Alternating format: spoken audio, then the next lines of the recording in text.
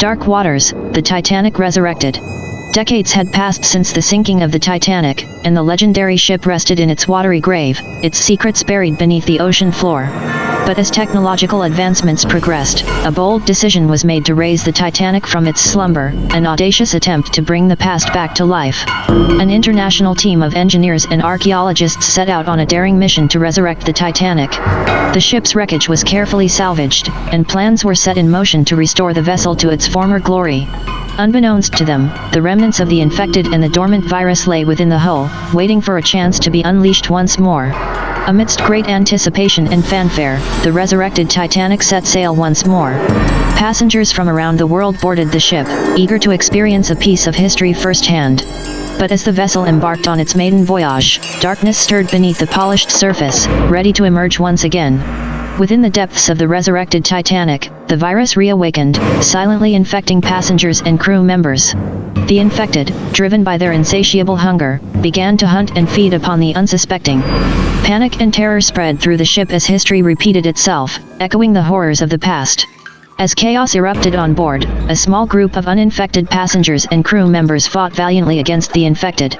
They formed an alliance, determined to contain the outbreak and save as many lives as possible. Each deck became a battleground, every decision a matter of life or death. The Titanic, once a symbol of grandeur and invincibility, became a haunting prison as the infected multiplied. The uninfected survivors, trapped within the confines of the resurrected vessel, faced a grim reality escape seemed impossible, and their only hope lay in finding a way to eradicate the virus once and for all. As the infected continued their relentless pursuit, the survivors embarked on a race against time. With limited resources and mounting desperation, they scoured the ship for answers. Guided by the knowledge of past tragedies, they sought to uncover the secrets of the virus and find a means to halt its spread. In a desperate bid to contain the outbreak, the survivors resorted to drastic measures. Realizing that the infected could not be allowed to reach land, they redirected the course of the resurrected Titanic towards a remote area of the ocean. There, surrounded by treacherous waters, they unleashed the full force of the ocean's fury, hoping to bring an end to the nightmare.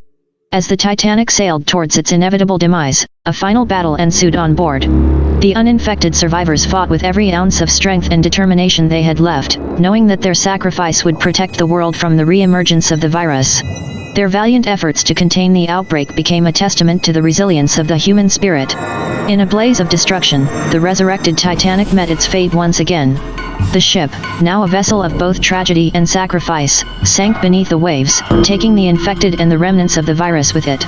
The ocean claimed the wreckage, sealing its secrets and ensuring that the horrors of the past remained buried in eternal slumber. Lessons echoed the story of the resurrected Titanic served as a chilling reminder of humanity's hubris and the consequences of tampering with the forces of the past. It became a cautionary tale, etched into the collective memory, urging future generations to respect the boundaries set by time and to learn from the mistakes of the past. The legend of the Titanic, now intertwined with a haunting sequel, left a lasting impact on the world's understanding of the fragility of life and the dangers that can arise from unchecked ambition. It stood as a solemn reminder that some secrets are better left undisturbed, and that the echoes of past tragedies should serve as guides rather than be repeated. And so, as the Titanic and its undead legacy returned to the depths, humanity was left with a sobering awareness of the risks inherent in tampering with the balance of time and the delicate threads of history. The ocean's depths would forever hold the haunting remnants of the resurrected Titanic, reminding humanity to tread carefully in the face of curiosity and to honor the lessons learned from the darkness that once consumed the legendary vessel.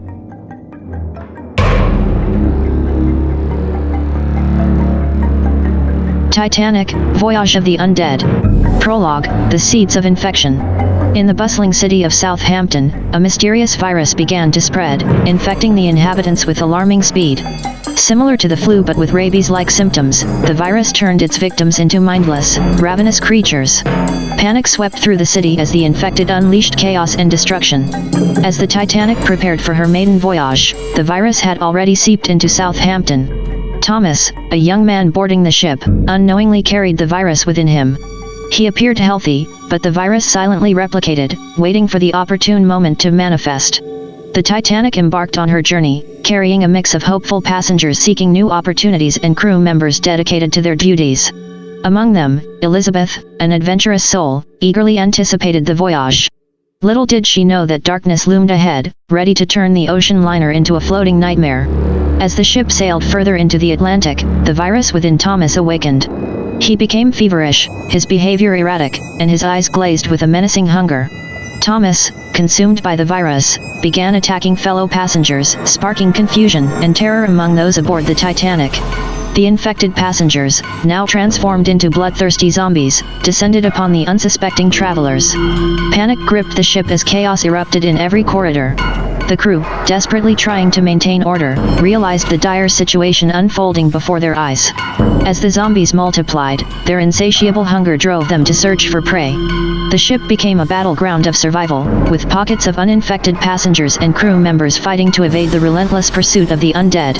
The halls echoed with the cries of anguish and the guttural moans of the infected. In the midst of the chaos, the Titanic's path crossed with an imposing iceberg. The infected, driven by their insatiable hunger, mindlessly stumbled towards the obstacle in their path. The collision reverberated throughout the ship, causing further damage and confusion among the surviving passengers and crew. As the iceberg scraped against the ship's hull, the already weakened structure began to falter. The undead, still relentless in their pursuit, found themselves trapped in the sinking vessel. The freezing waters claimed both the infected and the uninfected, sealing their fate in a watery grave. In the depths of the Atlantic, the Titanic's wreckage became a haunting tomb. The virus, trapped within the decaying bodies, lost its potency over time, unable to propagate further. The ocean swallowed the ship, entombing the souls lost to the tragedy forever. Among the survivors in the lifeboats, Elizabeth and a small group of resilient individuals clung to hope amidst the despair. They rowed away from the sinking ship, their hearts heavy with grief for the lives lost but fueled by the determination to tell the world of the horrors they had witnessed. Dark waters, unleashing the shadows. As the survivors of the Titanic clung to life in the lifeboats, the wreckage of the grand ship sank beneath the frigid waters of the Atlantic. Among the survivors, Elizabeth and a small group of individuals who had managed to escape the clutches of the undead found themselves in a state of shock and mourning. They searched for solace and safety in the midst of the vast ocean, unaware of the lurking horror that awaited them. Days passed, and hope began to wane for Elizabeth and her fellow survivors. Depleted supplies and freezing temperatures pushed them to the brink of despair. But then, a glimmer of hope appeared on the horizon. An approaching ship, the Carpathia, responding to their distress signals. As the Carpathia drew near, a survivor from the Titanic, unbeknownst to anyone, carried the dormant virus within them. Despite showing no symptoms, the survivor's body harbored the lurking contagion, ready to be unleashed upon unsuspecting victims. Elizabeth and her group were rescued and brought aboard the Carpathia, unknowingly carrying the seed of darkness with them. On the Carpathia, the survivors found temporary relief from the horrors they had witnessed. However, the infected survivor, already weakened from their ordeal, began to exhibit symptoms of the virus. The virus, stealthy and insidious, rapidly spread throughout the ship, silently infecting passengers and crew alike. As the virus took hold, the once safe haven of the Carpathia transformed into a nightmarish scene. Passengers and crew members succumbed to the virus, turning into bloodthirsty zombies hungry for the taste of human flesh. Chaos erupted, as the infected unleashed their unrelenting fury upon the uninfected. Elizabeth, now faced with a familiar horror, rallied the uninfected survivors to fight against the relentless onslaught. Armed with makeshift weapons and fueled by their will to live, they carved out pockets of safety amidst the chaos. Every corridor became a battleground, every room a refuge or a death trap. As the infected continued to multiply, the Carpathia's resources dwindled, forcing the survivors to make a difficult decision: abandon ship and take their chances in the lifeboats. With heavy hearts, they prepared for the perilous journey into the open sea, knowing that the infected would follow relentlessly. In the lifeboats, the survivors struggled against the elements and the ever-present threat of the infected. The vastness of the ocean became both their protector and their enemy, as they battled hunger, exhaustion, and the unrelenting pursuit of the undead. Each passing day was a testament to their resilience and determination to find safety. As their rations dwindled and hope teetered on the edge of despair, the survivors spotted an uninhabited island on the horizon. With a renewed sense of purpose, they guided their lifeboats to the island's shores, hoping to find refuge and a chance to regroup and strategize against the ever-growing threat of the infected. But little did they know one of them was infected and quickly brought plight to their hopes. Despite their valiant efforts, the survivors on the island were overwhelmed by the relentless onslaught of the infected. One by one, they fell victim to the insatiable hunger of the zombies. Their fight for survival turned into a battle for a dignified death, as they stood defiantly against the encroaching darkness. As the last survivor succumbed to the virus, hope seemed lost. Meanwhile, Aboard the Carpathia, the infection had spread like wildfire. The crew members, once saviors to the survivors of the Titanic, found themselves trapped in a nightmare of their own making. Desperate for help, they attempted to send a distress signal, their voices trembling with fear and despair. Just as the distress signal was transmitted, chaos erupted on the Carpathia. The infected crew members, driven by their primal instincts, attacked their uninfected comrades. Panic and confusion reigned as the ship descended into a maelstrom of violence and death. As the Carpathia succumbed to the weight of the undead, the ship began to sink beneath the unforgiving waves. The once proud vessel, now a twisted mockery of its former self, disappeared into the depths of the ocean, taking the remnants of hope and humanity with it.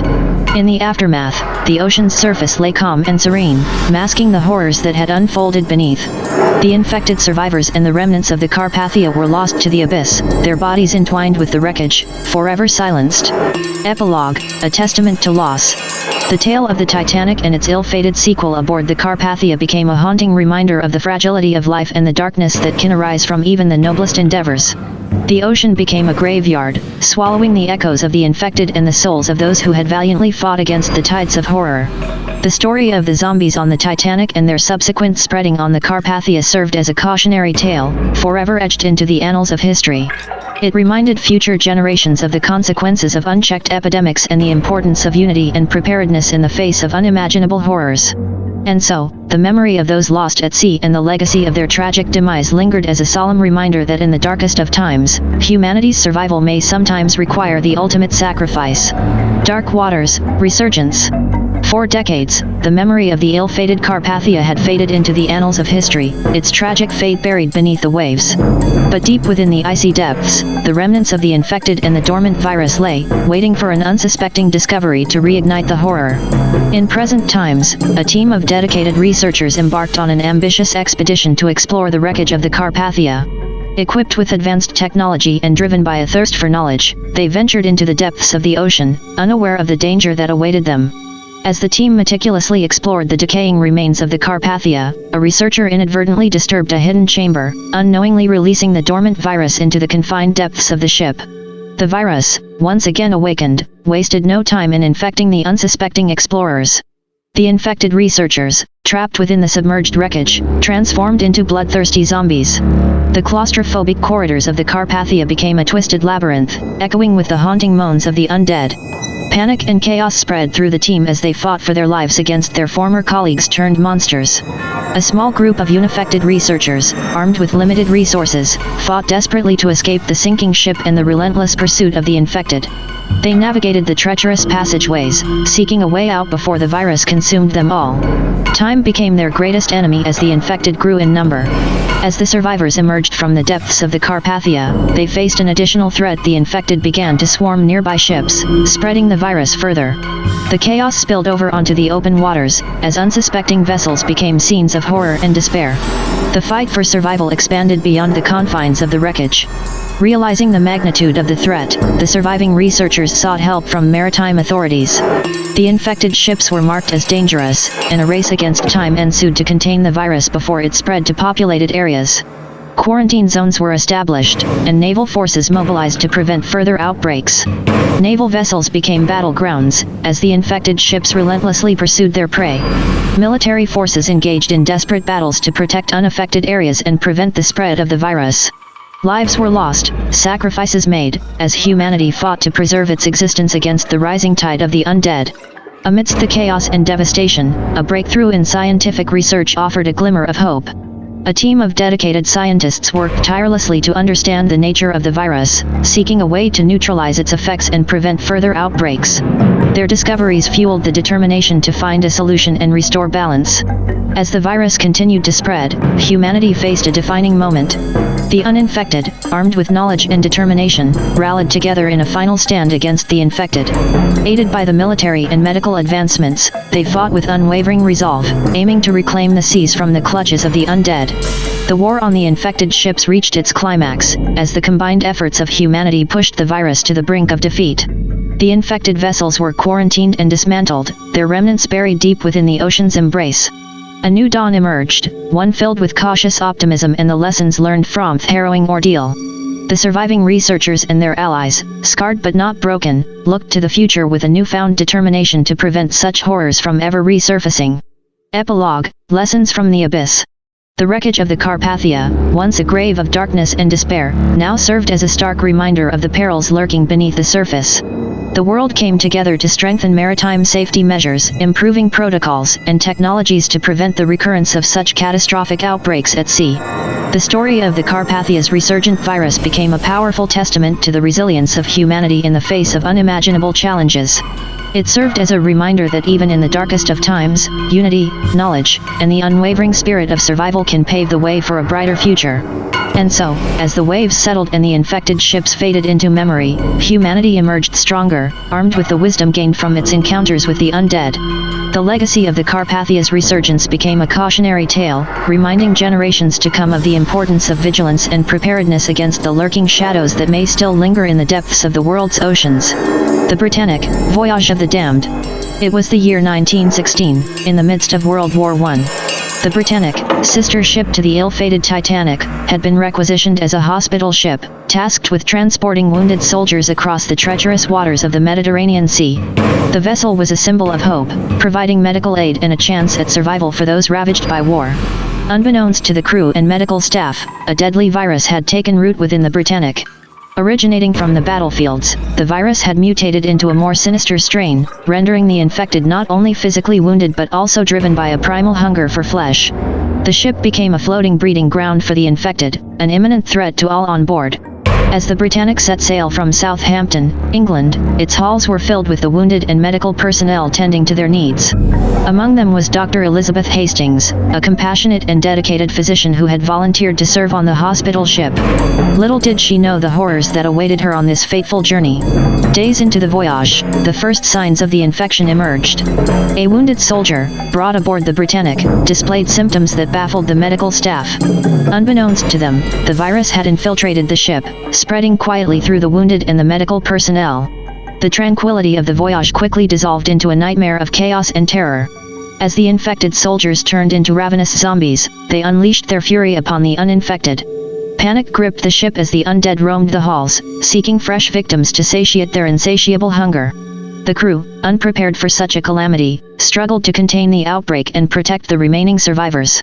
Elizabeth, alongside a group of resilient crew members and fellow medical personnel, fought against the infected, desperately trying to save as many lives as possible. They navigated the darkened corridors, their every move shadowed by the relentless pursuit of the undead. Each passing moment brought them closer to the impending disaster. Amidst the chaos on board, tragedy struck from an unexpected source. The Britannic, sailing through dangerous waters, struck a hidden sea mine. The explosion reverberated through the ship, compounding the horror already unfolding within its walls. The vessel began to tilt, pushing the survivors closer to their doom. As the Britannic began to sink, the infected and uninfected alike found themselves at the mercy of the frigid Mediterranean waters. The struggle for survival intensified, as the survivors fought not only against the undead but also against the drowning depths. Amidst the chaos, echoes of the Titanic's tragedy resonated, a cruel reminder of the fragility of life. With the ship tilting and the waters rising, the remaining survivors made a last stand against the infected. Driven by sheer will and the desperate desire to survive, they fought with everything they had, aware that their time was running out. The battle raged on, a grim symphony of survival and sacrifice in the face of impending doom. As the Britannic succumbed to the unforgiving depths of the Mediterranean, its survivors faced a heart-wrenching decision. With no hope of rescue, they plunged into the icy waters, clinging to life rafts and makeshift flotation devices. They watched in solemn silence as the Britannic disappeared beneath the waves, forever sealing the fate of those lost to the zombie outbreak. Adrift on the open waters, the remaining survivors grappled with grief and despair. The vast expanse of the Mediterranean stretched before them, a cruel reminder of their isolation. They clung to the faint hope of rescue, fighting against the elements and their own deteriorating physical and emotional states. In the days that followed, the survivors shared their stories of the Britannic's demise and the horrors they had witnessed. Their harrowing accounts would become a chilling legend, whispered among seafarers as a reminder of the dangers that lurked within the depths of the sea and the fragility of human existence. As time passed, the surviving few drifted closer to the shores of an inhabited island. Exhausted and haunted by their ordeal, they found solace in the embrace of newfound allies. Together, they vowed to remember the fallen and dedicate their lives to preventing similar tragedies in the future. The story of the Britannic, forever entwined with the horror of the zombie outbreak, became a somber reminder of the sacrifices made during times of war. It served as a cautionary tale, urging humanity to be vigilant and prepared for the unimaginable, even in the face of healing and hope. The wreckage of the Britannic, resting in its watery grave, served as a haunting memorial to those lost in the tragedy. The ocean's depths concealed the remnants of the infected and the virus that had caused such devastation, a chilling reminder of the price paid for unchecked contagion. And so, the memory of the Britannic's dark voyage would endure, a testament to the resilience of the human spirit and a reminder of the depths of despair that can be unleashed upon the seas. The legacy of the Britannic, forever etched in history, urged generations to remember and honor those lost, to learn from the past, and to navigate the waters of life with caution and compassion. Beyond Titanic, the unyielding plague. As the Titanic sank beneath the icy waters, it unleashed a harrowing legacy. The virus, borne by the infected passengers, remained hidden within the wreckage. Unbeknownst to the world, it continued to fester, awaiting an opportunity to spread its insidious tendrils beyond the confines of the sunken ship.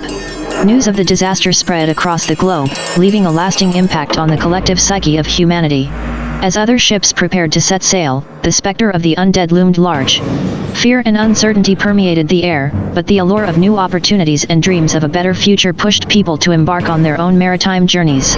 One such vessel, the RMS Britannia, set sail from Liverpool, England, carrying passengers from diverse backgrounds.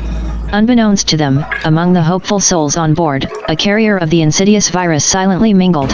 Patient Zero, unaware of their condition, unwittingly began the cycle anew. As the voyage progressed, the infected passenger aboard the Britannia succumbed to the virus, transforming into a ravenous creature.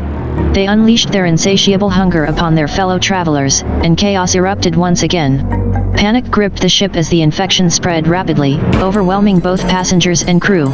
Amidst the unfolding horror, a group of resilient survivors emerged, determined to protect themselves and those uninfected.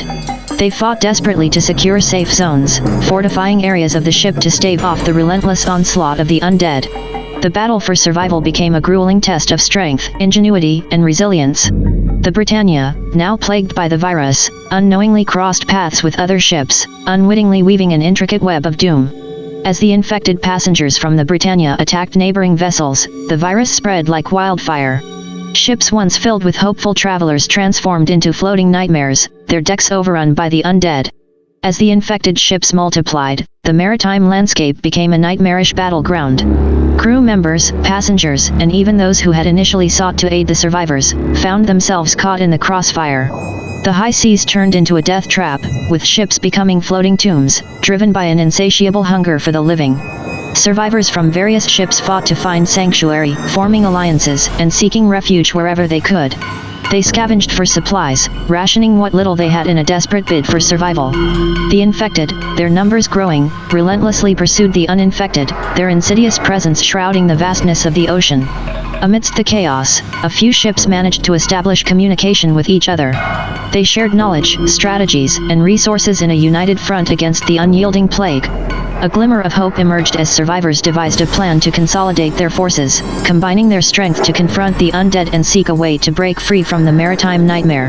The amalgamation of survivors, aboard a formidable vessel known as the HMS Vanguard, set sail with a singular purpose, to find a safe haven away from the infected maritime wasteland.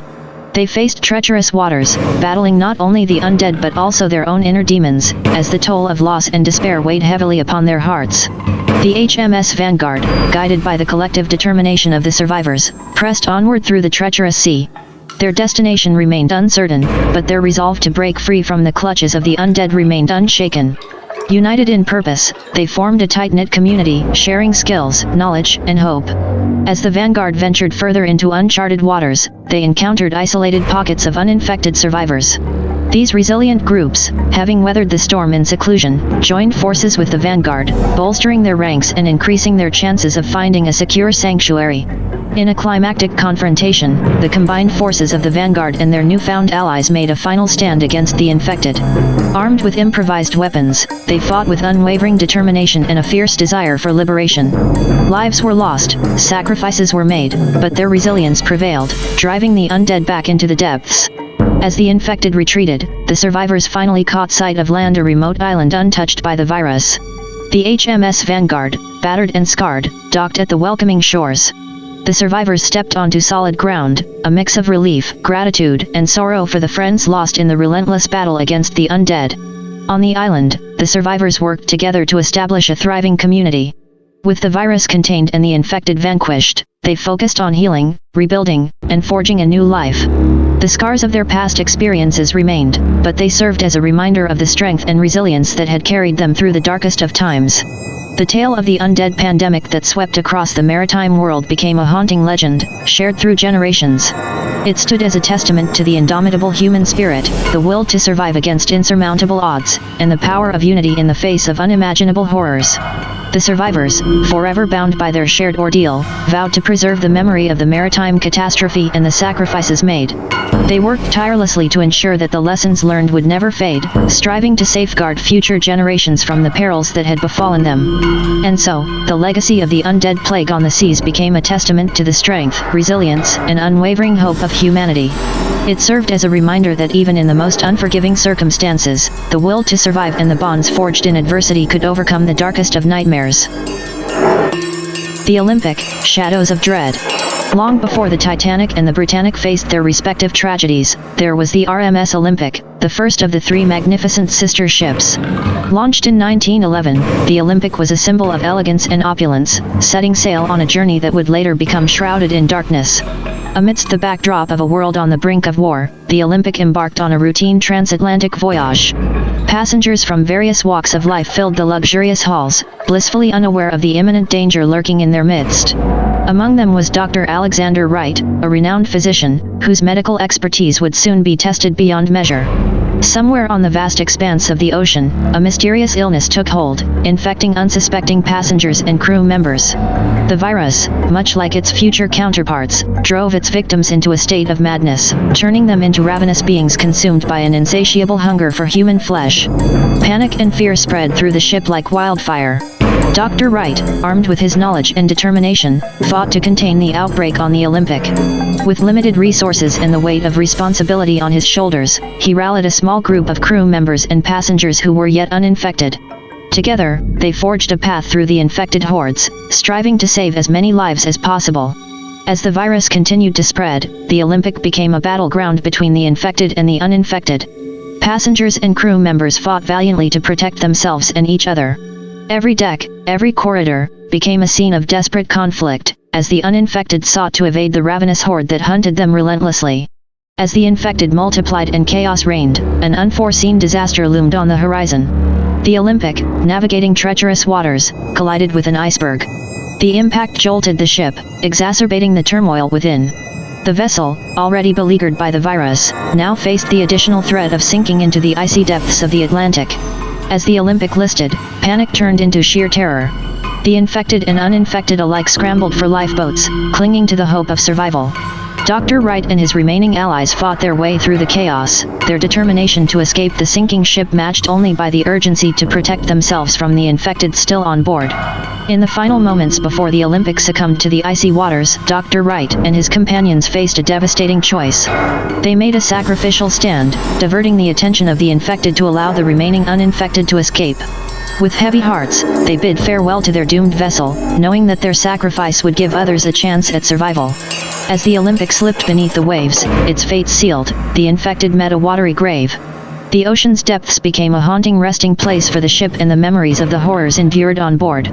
The world, unaware of the tragedy that had unfolded, would soon face its echoes in the future voyages of the sister ships. The story of the Olympics plague would remain a forgotten chapter in history, overshadowed by the subsequent disasters that befell the Titanic and the Britannic. Yet, the legacy of the virus that swept through its halls served as a chilling reminder of the perils that can lurk within the most glamorous and seemingly invincible of vessels. It stood as a testament to the importance of vigilance, preparedness, and swift action in the face of unforeseen crises.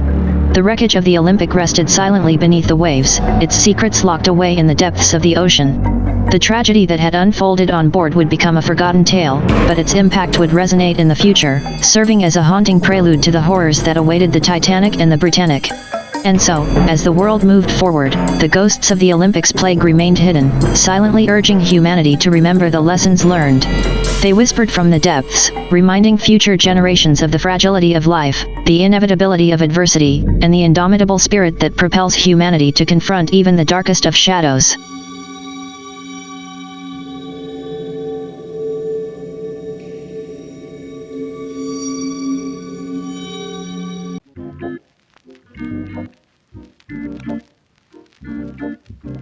The legendary ocean liner Titanic embarks on her maiden voyage, carrying passengers of all social classes, from the wealthiest of aristocrats to aspiring immigrants seeking a new life in America. A confluence of lives, dreams, and destiny ties, all aboard the largest and most luxurious ship of her time, revered as the unsinkable marvel of maritime engineering. On the night of April 14, 1912, a nervous lookout named Frederick Fleet spots an iceberg looming in the distance. Instead of the tragedy that once was, this time, a change in course is timely. His urgent bell ringing and call of "iceberg right ahead" are quickly addressed by the officers on the bridge. First Officer William Murdoch orders a hard starboard maneuver. The engines are reversed, the behemoth ship strains against the ice-cold North Atlantic waters, and to everyone's relief, the Titanic narrowly avoids the iceberg. A palpable tension runs through the crew, but the passengers remain blissfully unaware of the near disaster. Word of the incident is discreetly contained to prevent panic, with the assurance that the ship is undamaged and the voyage continues as planned. News of the Titanic's successful evasion of the iceberg spreads across the globe. The story fuels Titanic's legend, reinforcing her reputation as the unsinkable ship. The voyage continues without further incident, as the ship sails into progressively warmer waters. Aboard the ship, life remains a microcosm of the Edwardian society. The first-class passengers continue their indulgence in lavish dinners, sophisticated conversations, and grand parties. Wealthy American socialite, Molly Brown, becomes a popular figure with her gregarious personality and heartfelt stories of rags to riches. In second class, a young artist named Jack Dawson mingles with others, sharing his worldviews and creating beautiful sketches of the ship and its passengers. He befriends a first-class passenger, Rose DeWitt Bukater, a young woman trapped in a loveless engagement to the arrogant steel tycoon, Cal Hockley. Their friendship grows, bonded by shared aspirations and a mutual longing for freedom. The third-class passengers, meanwhile, fill their time with simple pleasures. They share stories, music, and dance, embracing the promise of a fresh start in America. Amid these buoyant spirits, the ship's crew efficiently manages the colossal operations, a ceaseless ballet of duty and service. Upon reaching the shores of America, the ship sails past the Statue of Liberty and docks at Pier 54 in New York City. The arrival is met with fanfare, a sense of awe and wonder filling the air as people marvel at the majestic ship. The passengers disembark, embracing their loved ones or setting foot on a new land with hope and dreams in their eyes. The tale of Titanic's safe journey becomes a beacon of human triumph and resilience.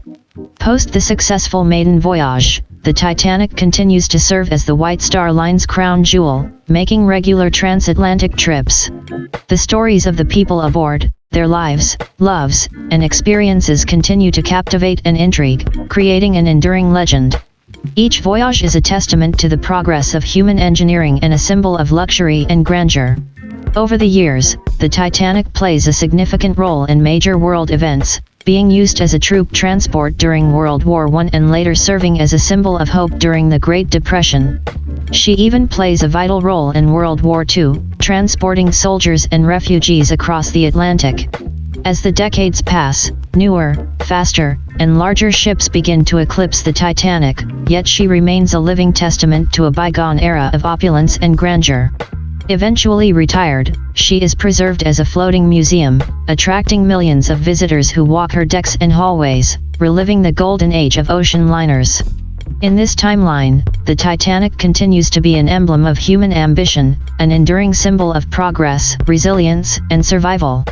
A ship that never sank but instead sailed through the currents of time, carrying with it stories of humanity's dreams and endeavors. When the tides of World War I swept Europe in 1914, the Titanic's role evolved dramatically. The British government requisitioned her, along with her sister ships, the RMS Olympic and RMS Britannic, transforming them into troop transports. Painted in a coat of drab grey, she was rechristened as the HMHS, His Majesty's Hospital Ship, Titanic, providing a stark contrast to her former glamorous self. Under the command of Captain Edward Smith, who had masterfully steered her past the iceberg 2 years ago, the Titanic sailed back and forth across the Atlantic. She transported troops from Canada and the United States to the war-torn shores of France, then returned laden with the wounded, the weary, and the traumatized. During these crossings, her lavish first-class quarters served as infirmaries and makeshift operating theaters, her grand dining halls transformed into mess areas for soldiers. The gaiety and laughter that once echoed within her walls were replaced by the murmurs of the wounded, the whispers of prayers, and the silent, steely determination of the medical staff and crew. In the years between the World Wars, Titanic was returned to her original function as a passenger liner. However, the impact of the Great Depression forced the White Star Line to streamline their operations, and the once bustling Titanic often sailed with many of her cabins empty. Yet, she stood resilient, a beacon of hope in the grim economic landscape, a symbol of the prosperity that was once had and could be had again. The outbreak of World War II in 1939 saw Titanic repurposed yet again, this time as a troop and civilian transport under the command of the British Admiralty. Older now, and with her machinery showing signs of wear, she was no longer the fastest or the grandest. But she was reliable, sturdy, the unsinkable ship that had faced down an iceberg and stood as a testament to endurance in the face of adversity. Throughout the war, the Titanic made multiple crossings of the U-boat-infested Atlantic, carrying not only British and American soldiers but also Jewish refugees fleeing the horrors of Nazi-occupied Europe. Each journey was fraught with danger, but the experienced crew and the ship's formidable reputation seemed to imbue her with an air of invincibility. In 1945, with the war's end, the Titanic was once again decommissioned and returned to the White Star Line. She had sustained minor damage during the war, but the indomitable spirit of the ship seemed untouched. For a while, she returned to her transatlantic voyages, but the emergence of faster, more efficient air travel gradually made the grand old ocean liners redundant. The Titanic's later years saw her converted into a floating hotel and museum, first in New York and then in her home city of Liverpool, England. Visitors could walk through her elegant rooms, dine in her luxurious restaurants, and hear stories of the rich history she had lived. Throughout the changing times, Titanic remained steadfast, embodying an era of grandeur and resilience, a timeless testament to human ambition, strength, and ingenuity. In the early 1950s, the Titanic began to show her age. Her once modern, innovative systems were becoming obsolete, and her opulent Edwardian interior started to look outdated compared to the sleek, modern aesthetics of the era. Seeing the sentimental and historical value the Titanic held, the White Star Line, now merged with Cunard, made the bold decision to give the old ship a new lease of life. In 1952, the Titanic was taken to the Harland and Wolff shipyard in Belfast, the very place she was born. An extensive overhaul and refurbishment project was initiated, intended to blend the classic elegance of the Titanic with the comfort and technology of the mid-20th century. The project was a Herculean task. Engineers and workers carefully preserved her iconic features, the grand staircase, the ornate carvings, the majestic first-class lounge, while implementing state-of-the-art navigation and safety systems. Her aging steam engines were replaced with more efficient and powerful diesel engines, her coal-fired boilers supplanted by cleaner, oil-fired ones. The staterooms and public areas were refurbished, with careful attention to maintain the original style, while also offering the comforts of contemporary living. Air conditioning was installed, and in a nod to the changing times, a movie theater was added. By 1955, the refurbishment was complete. The Titanic was reborn, a graceful fusion of past and present. Once again, she was the talk of the world, a symbol of nostalgia wrapped in modernity. The Titanic set sail on her second maiden voyage, this time from Liverpool to New York. The journey was a success, and she received a warm welcome in New York, a city that held many memories for the Grand Liner. The Titanic spent the rest of the 1950s and early 1960s as a unique offering in transatlantic travel. She appealed to those who preferred the romantic, slower pace of a ship voyage over the speed of air travel. She attracted history enthusiasts, fans of maritime, and those drawn to her enduring legend. However, as the 1960s rolled in, the popularity of air travel soared, and the demand for transatlantic liners decreased. The Titanic, in her grandeur and romance, could not compete with the speed and efficiency of airplanes. By the mid-60s, she was making fewer and fewer voyages, and her future looked uncertain. Recognizing the historical significance of the Titanic, in 1968, the Cunard White Star Line sold her to the city of Liverpool. The Titanic returned to her birthplace, this time to serve as a floating hotel, museum, and monument of maritime history.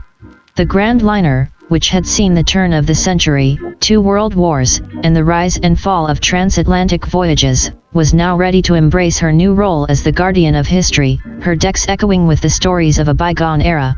The Titanic entered the 1970s as the most unique and storied hotel in the world, permanently docked in Liverpool's harbour. Her meticulously restored rooms and public spaces, resplendent with Edwardian grandeur, now hosted guests from all walks of life. Visitors could sip tea in the lavish first-class parlor, stroll on the famed promenade decks, or even spend a night in the opulent suites, once the domain of the world's richest. History enthusiasts, maritime scholars, and romantic souls flocked to the Titanic, reveling in the unique blend of history and luxury that only she could offer. The ship's grand dining hall, once a stage for the Edwardian elite's social theater, was now a popular venue for events. From high-profile weddings to corporate functions, the Titanic played host, her indomitable spirit adding a touch of magic to each occasion. Her rich history, coupled with a trove of stories, gave the guests an immersive experience, transporting them to a bygone era. However, as the decade wore on, maintaining the century-old ship proved increasingly difficult and expensive. The cost of upkeep began to outweigh the revenue from guests and events. The novelty of staying in a floating hotel gradually faded, and the Titanic struggled to compete with modern, land-based hotels. By the late 70s, the Grand Liner was operating at a loss, and her future seemed bleak. In 1978, the city of Liverpool, unable to sustain the mounting costs, put the Titanic up for sale. Various proposals for her future were put forward, from converting her into a casino to scrapping her altogether.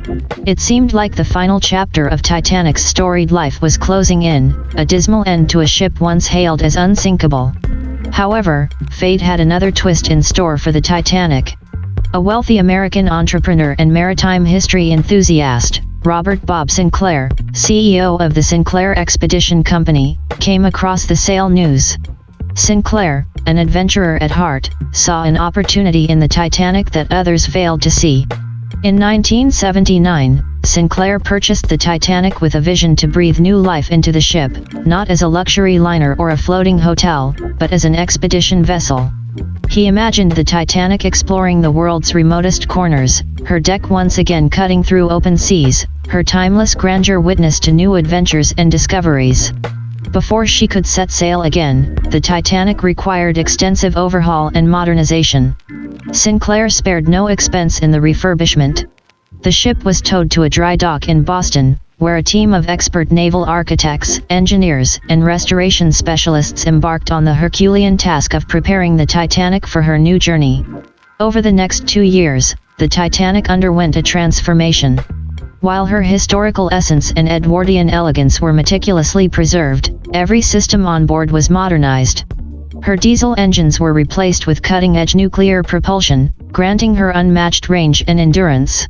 The hull was reinforced with advanced composite materials, and her navigation systems were upgraded with the latest technology. A helipad was added for aerial exploration and emergency evacuations, while advanced research labs and underwater exploration equipment were installed, turning her into a fully equipped expedition vessel. By 1981, the work was complete. The Titanic was ready to embark on a new voyage, this time not as a symbol of luxury, but as a beacon of exploration and discovery. She set sail, her renewed engines humming with power, her decks once again a stage for human ambition. From the icy wilderness of Antarctica to the tropical waters of the Pacific Islands, the Titanic took researchers and scientists to the farthest corners of the world. She witnessed the marvels of the undersea world, her submarines diving into depths once thought unreachable. She braved polar storms, glided past icebergs, and played with dolphins. Every expedition added a new chapter to her enduring legend, making her a symbol of human curiosity and the spirit of exploration. The Titanic, once a marvel of human ambition, then a symbol of resilience, and later a guardian of history, had found yet another life, this time as a herald of exploration and discovery. She continued to brave the world's oceans, her story no longer a tale of tragedy, but an ongoing saga of resilience, reinvention, and endless adventure. As the 1980s rolled in, the Titanic had embarked on a new, exciting chapter as an expedition vessel. Under Sinclair's vision, she was no longer just a testament to human ambition or a relic of a bygone era. The Titanic had become an active player in mankind's ongoing quest for knowledge and exploration. Sinclair, being a clever businessman and an avid historian, decided to retain the Titanic's meticulously preserved historical sections, allowing passengers to experience the grandeur and luxury of the past while partaking in cutting-edge scientific expeditions. This juxtaposition of old-world charm with modern exploration attracted not just scientists, but adventure enthusiasts, history buffs, and tourists alike. During the early 80s, the Titanic hosted a series of daring Arctic expeditions. Researchers aboard the ship made several breakthroughs in the study of polar marine biology, climatology, and geology. In the summer months, the ship offered unique tourism opportunities, allowing visitors to experience the majesty of polar landscapes without compromising on luxury and comfort. The mid-80s saw the Titanic venture into tropical waters. She became a mobile base for research on coral reef ecosystems, hosting a range of scientists from marine biologists to climatologists. She also offered expedition tours, allowing visitors to dive into crystal-clear waters and discover vibrant marine life, all while experiencing the unique history the Titanic carried within her steel bones. During these expeditions, the Titanic often faced rough seas and unfavorable weather conditions. But the grand old liner, with her reinforced hull and cutting-edge navigation systems, proved her mettle time and again. Each successful voyage solidified her reputation as the most prestigious and unique expedition vessel in the world. Sinclair's venture, however, wasn't just about scientific discovery or tourism. It was also about preserving and celebrating the Titanic's unique heritage. He ensured that the ship's illustrious history was kept alive through regular exhibitions, lectures, and guided tours, both for passengers on board and for visitors when the ship was in port. By the late 80s, the Titanic had explored remote corners of the world, from the icy wilderness of Antarctica to the uncharted islands of the South Pacific. Her remarkable rebirth and subsequent success as an expedition vessel had inspired a new generation of ocean enthusiasts and historians. She was no longer just a symbol of human ambition, nor was she a poignant reminder of tragedy. The Titanic had become a symbol of resilience and constant reinvention, her decks echoing with tales of the past even as they welcomed the challenges of the future. The close of the decade found the Titanic once again docked in her home city of Liverpool. As visitors poured in to welcome the new year on board the historic vessel, one couldn't help but marvel at the Titanic's remarkable journey. She had seen the turn of 2 centuries, survived 2 world wars, witnessed the rise and fall of her creators, the White Star Line, and braved countless storms. Yet, here she was, her lights glowing against the night sky, a testament to the enduring spirit of human invention, exploration, and resilience. As the clock struck midnight, signaling the advent of a new decade, one thing was clear: the Titanic's story was far from over. As the Titanic embarked on a new journey as an expedition vessel in the 1980s, the fates of her sister ships, the Olympic and Britannic, diverged in their own unique paths.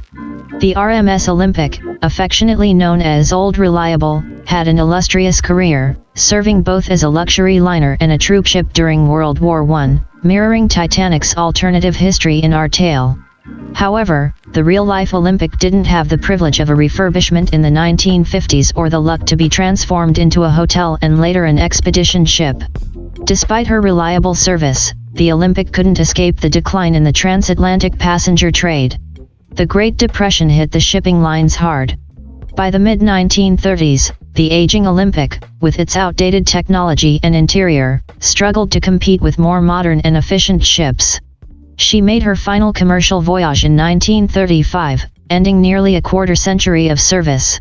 Unlike Titanic's fictional fate, the Olympic was sold to Sir John Jarvis in 1935, who then resold the ship to a British shipbreaking company. The Grand Liner was dismantled piece by piece in Jarrow, England, her fittings sold off in a series of public auctions. Many parts of the ship, including fixtures and panels, were repurposed and can be found in hotels and restaurants across the UK. Although the Olympic didn't enjoy the longevity of her fictional sister, her contributions during her service years and her role as Old Reliable are fondly remembered. On the other hand, the HMHS Britannic, the youngest of the trio, met an untimely end during World War I. Just like the Titanic in our tale, the Britannic was requisitioned by the British government and converted into a hospital ship. However, in 1916, under mysterious circumstances, she struck a mine or was hit by a torpedo from a German U-boat near the Greek island of Kea. Despite being equipped with enhanced safety measures in response to the Titanic disaster, the Britannic sank within an hour. The rapid sinking was due to many portholes being open at the time of the explosion for ventilation, a fatal error that led to water pouring into the ship far more quickly than the watertight doors could handle. Fortunately, the ship was carrying a relatively small number of patients and medical staff at the time, and the warm weather allowed for many survivors. Out of over 1,000 people on board, only 30 lives were lost, thanks in part to the lessons learned from the Titanic disaster about adequate lifeboat provision. Unlike her sisters, the Britannic rests at the bottom of the Aegean Sea, largely forgotten until famed underwater explorer Jacques Cousteau discovered her wreckage in 1975. Since then, the ship has been the subject of numerous expeditions and studies, providing valuable insights into ship design and safety improvements in the early 20th century. Her wreckage serves as a silent memorial, a poignant reminder of the perils of war, and the relentless march of human progress. In our alternate history, as the 1980s ended, the Titanic outlived her sisters, but their collective legacy was far from forgotten. Their stories of luxury, war, disaster, resilience, and exploration continue to captivate historians, ship enthusiasts, and the general public alike. Through their triumphs and tragedies, they continue to shape our understanding of maritime history and human ambition. As the 1990s dawned, the Titanic was entering her 8th decade of existence. Her once revolutionary technology had become commonplace, her grandeur somewhat normal against the backdrop of newer, more modern cruise liners. Yet, the Titanic's allure remained undiminished. She still commanded an aura of majesty, her rich history and distinctive Edwardian elegance setting her apart from her contemporaries. The 90s witnessed Titanic taking on more humanitarian roles alongside her scientific endeavors. She became instrumental in various relief efforts, her impressive size and facilities making her an effective mobile command center during natural disasters and other global crises. She remained an explorer at heart, though, continuing to host expeditions and research missions to remote corners of the world. In 1995, the Sinclair Expedition Company announced plans for a new ship. This vessel, christened the Neo-Titanic, was envisioned as a worthy successor to the original Titanic, blending the grandeur and elegance of the old with cutting-edge technology. As word spread, there was a palpable excitement in the air. People around the world eagerly anticipated the arrival of a ship that promised to carry forward the legacy of the most famous liner in history. Constructed in the same shipyard in Belfast where the original Titanic was built, the Neo-Titanic was a testament to human ingenuity and resilience.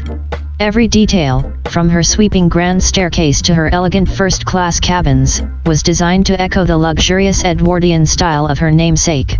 Yet, beneath the opulence, the ship was fitted with the latest advancements in maritime technology, making her as safe and comfortable as any contemporary luxury liner. Launched in 1999, the Neo-Titanic was hailed as the perfect blend of history and modernity, a ship that could offer her passengers the romance and charm of the past alongside the comforts and conveniences of the present. She became an instant sensation, attracting guests from all over the world, eager to be a part of this unique maritime experience. Yet, even as the Neo-Titanic basked in her newfound glory, the original Titanic refused to be overshadowed. Recognizing that the Titanic's charm lay not just in her history but also in her spirit of exploration, Sinclair devised a plan to keep her relevant. While the Neo-Titanic would cater to luxury cruises and offer a taste of the past, the original Titanic would continue to carve her unique path as an exploration vessel. Sinclair made significant investments to ensure that the Titanic remained at the forefront of maritime exploration. Her research labs were upgraded with state-of-the-art equipment, her expedition facilities were expanded, and her crew was provided with the most advanced training. Sinclair rebranded her as Titanic Explorer, focusing on the ship's mission of exploration and discovery. The Titanic embraced this new role with all her might. She ventured to remote locations, some never before visited by mankind. Scientists on board made breakthroughs in climate science, marine biology, and geology, adding to the Titanic's impressive list of achievements. Despite the arrival of her younger sister, the Titanic continued to make headlines, her exploits earning her the nickname the Grand Dame of Exploration. As the millennium drew to a close, both the Titanic and the Neo-Titanic sailed under the same banner, each offering a unique maritime experience. The Neo-Titanic represented a journey to the past, a voyage steeped in luxury and history. The Titanic, on the other hand, stood for the spirit of adventure and discovery, a testament to mankind's thirst for knowledge. Through all the advancements and changes, one thing remained constant: the Titanic, despite her age, refused to fade into obscurity. As she sailed into the new millennium, her story continued to be one of resilience, relevance, and perpetual renewal. And, while the Neo-Titanic basked in the glow of youthful excitement, she knew that she had a formidable legacy to live up to, a legacy crafted by her older sister over nearly a century of service. As the year 2000 dawned, the original Titanic and the Neo-Titanic, like two sisters of different generations, embarked on their respective journeys, each carrying the illustrious legacy of the Titanic name into the new millennium. The Neo-Titanic, in her opulence and grandeur, took to the seas as the embodiment of the romantic nostalgia of the past mingled with the state-of-the-art conveniences of the present. She catered to passengers seeking the luxury and elegance reminiscent of the golden age of transatlantic voyages, all while maintaining modern comforts and cutting-edge safety standards. Each voyage of the Neo-Titanic was an event in itself. Passengers dined in sumptuously decorated Edwardian-style dining rooms, danced in grand ballrooms, and enjoyed an array of world-class entertainment options, all while traversing the Atlantic on the same route once taken by her legendary namesake. However, the Neo-Titanic was not just about luxury and nostalgia. She also featured a museum dedicated to the original Titanic, celebrating her illustrious history and impressive transformation into an expedition vessel. In contrast, the Titanic, now rebranded as the Titanic Explorer, was attracting an entirely different clientele. Her upgraded research labs and state-of-the-art exploration equipment attracted scientists and researchers worldwide. Yet, she wasn't exclusive to the scientific community. Adventure seekers, environmentalists, and students also boarded the Titanic Explorer, eager to witness the magic of discovery and exploration firsthand. The Titanic Explorer continued her globe-trotting exploits, from the icy realms of Antarctica to the tropical waters of the Great Barrier Reef. In 2002, a groundbreaking study on climate change was conducted aboard the Titanic Explorer, which played a significant role in our understanding of global warming. In 2004, she hosted a historical underwater expedition to explore the wreckage of her real-life sister ship, the Britannic, collecting valuable data that offered new insights into early 20th century maritime history. As the Titanic and Neo-Titanic sailed parallel paths, the Sinclair Expedition Company celebrated the distinct identities of the two vessels. It was a common sight during this period to see both ships docked side by side in various ports worldwide, the juxtaposition of the Titanic's weather-beaten yet dignified exterior against the Neo-Titanic's gleaming new hull drawing thousands of spectators. However, the dual success of the Titanic and Neo-Titanic was not without challenges. The maintenance and operational costs of both ships were considerable, especially the aging Titanic Explorer, which required frequent repairs and upgrades. The attack on the World Trade Center in 2001 led to a significant drop in transatlantic travel, impacting the profitability of the Neo-Titanic. Yet, despite these setbacks, both vessels continued to sail, their indomitable spirit standing as a testament to the enduring legacy of the Titanic. By 2005, the Neo-Titanic had firmly established herself as a premier luxury cruise liner, while the Titanic Explorer had become a symbol of maritime exploration and scientific discovery. The year 2005 marked the Titanic's 93rd anniversary, a milestone celebrated worldwide. As the Titanic Explorer sailed into the sunset, her aging decks brimming with eager researchers and her hull echoing with the whispers of her storied past, it was clear that the spirit of the Titanic, resilient, defiant, and timeless, lived on, undiminished by the passage of time. The period between 2005 and 2010 was a time of consolidation and reflection for both the Titanic and the Neo-Titanic. Despite various challenges, they continued to sail the oceans of the world, each carrying the Titanic legacy in their unique ways. The Titanic Explorer remained at the forefront of maritime exploration and scientific research. The ship continued to host a diverse range of scientists and researchers, leading to several significant discoveries in marine biology, oceanography, and climate science. One of her most notable achievements during this period was the discovery of a previously unknown species of deep-sea coral off the coast of New Zealand in 2007.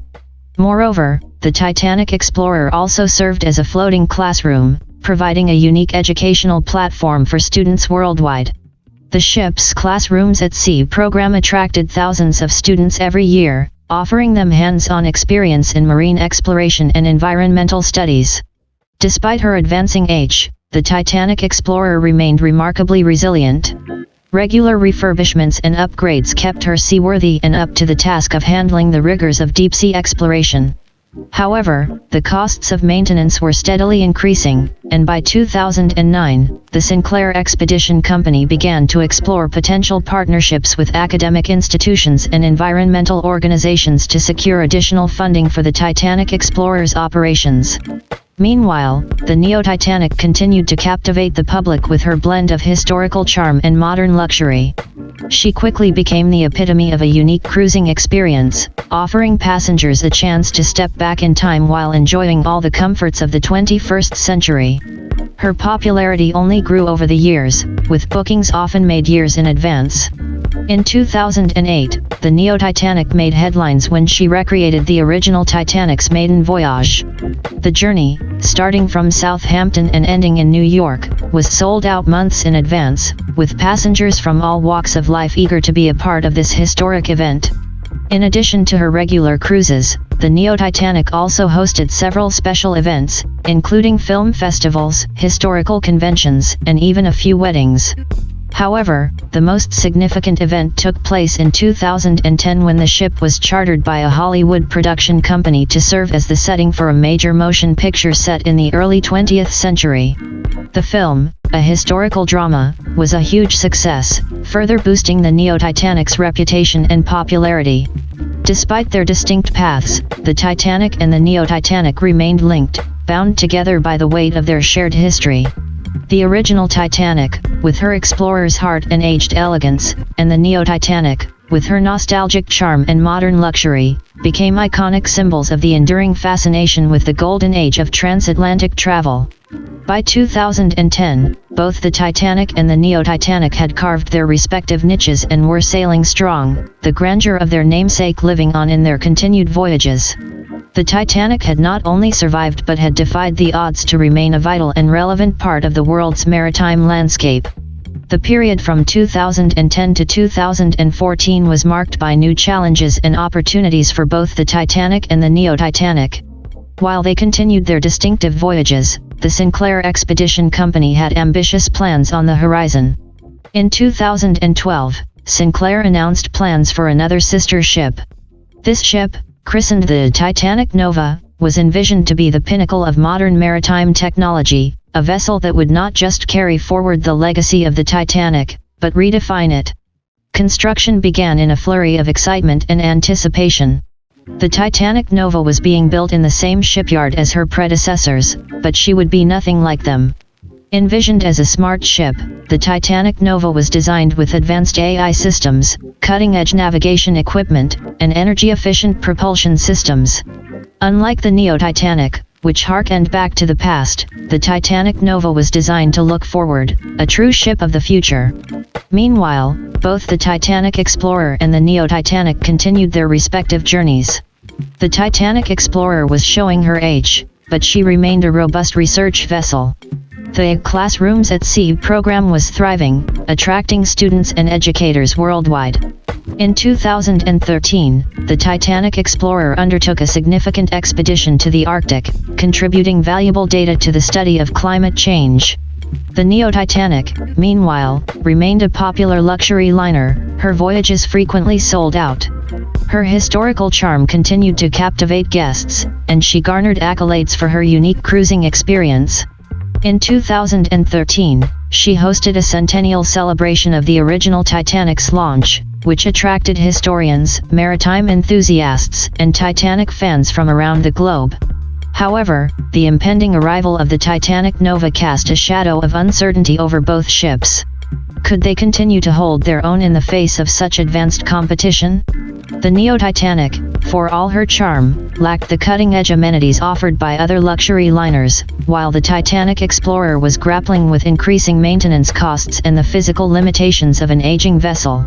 When the Titanic Nova was finally launched in 2014, she was nothing short of breathtaking. Her sleek, futuristic design was a stark contrast to her older siblings. Inside, she was equipped with state-of-the-art technology, from AI-guided navigation systems to smart cabins that adjusted their settings according to passenger preferences. She was a marvel, a ship truly worthy of the 21st century.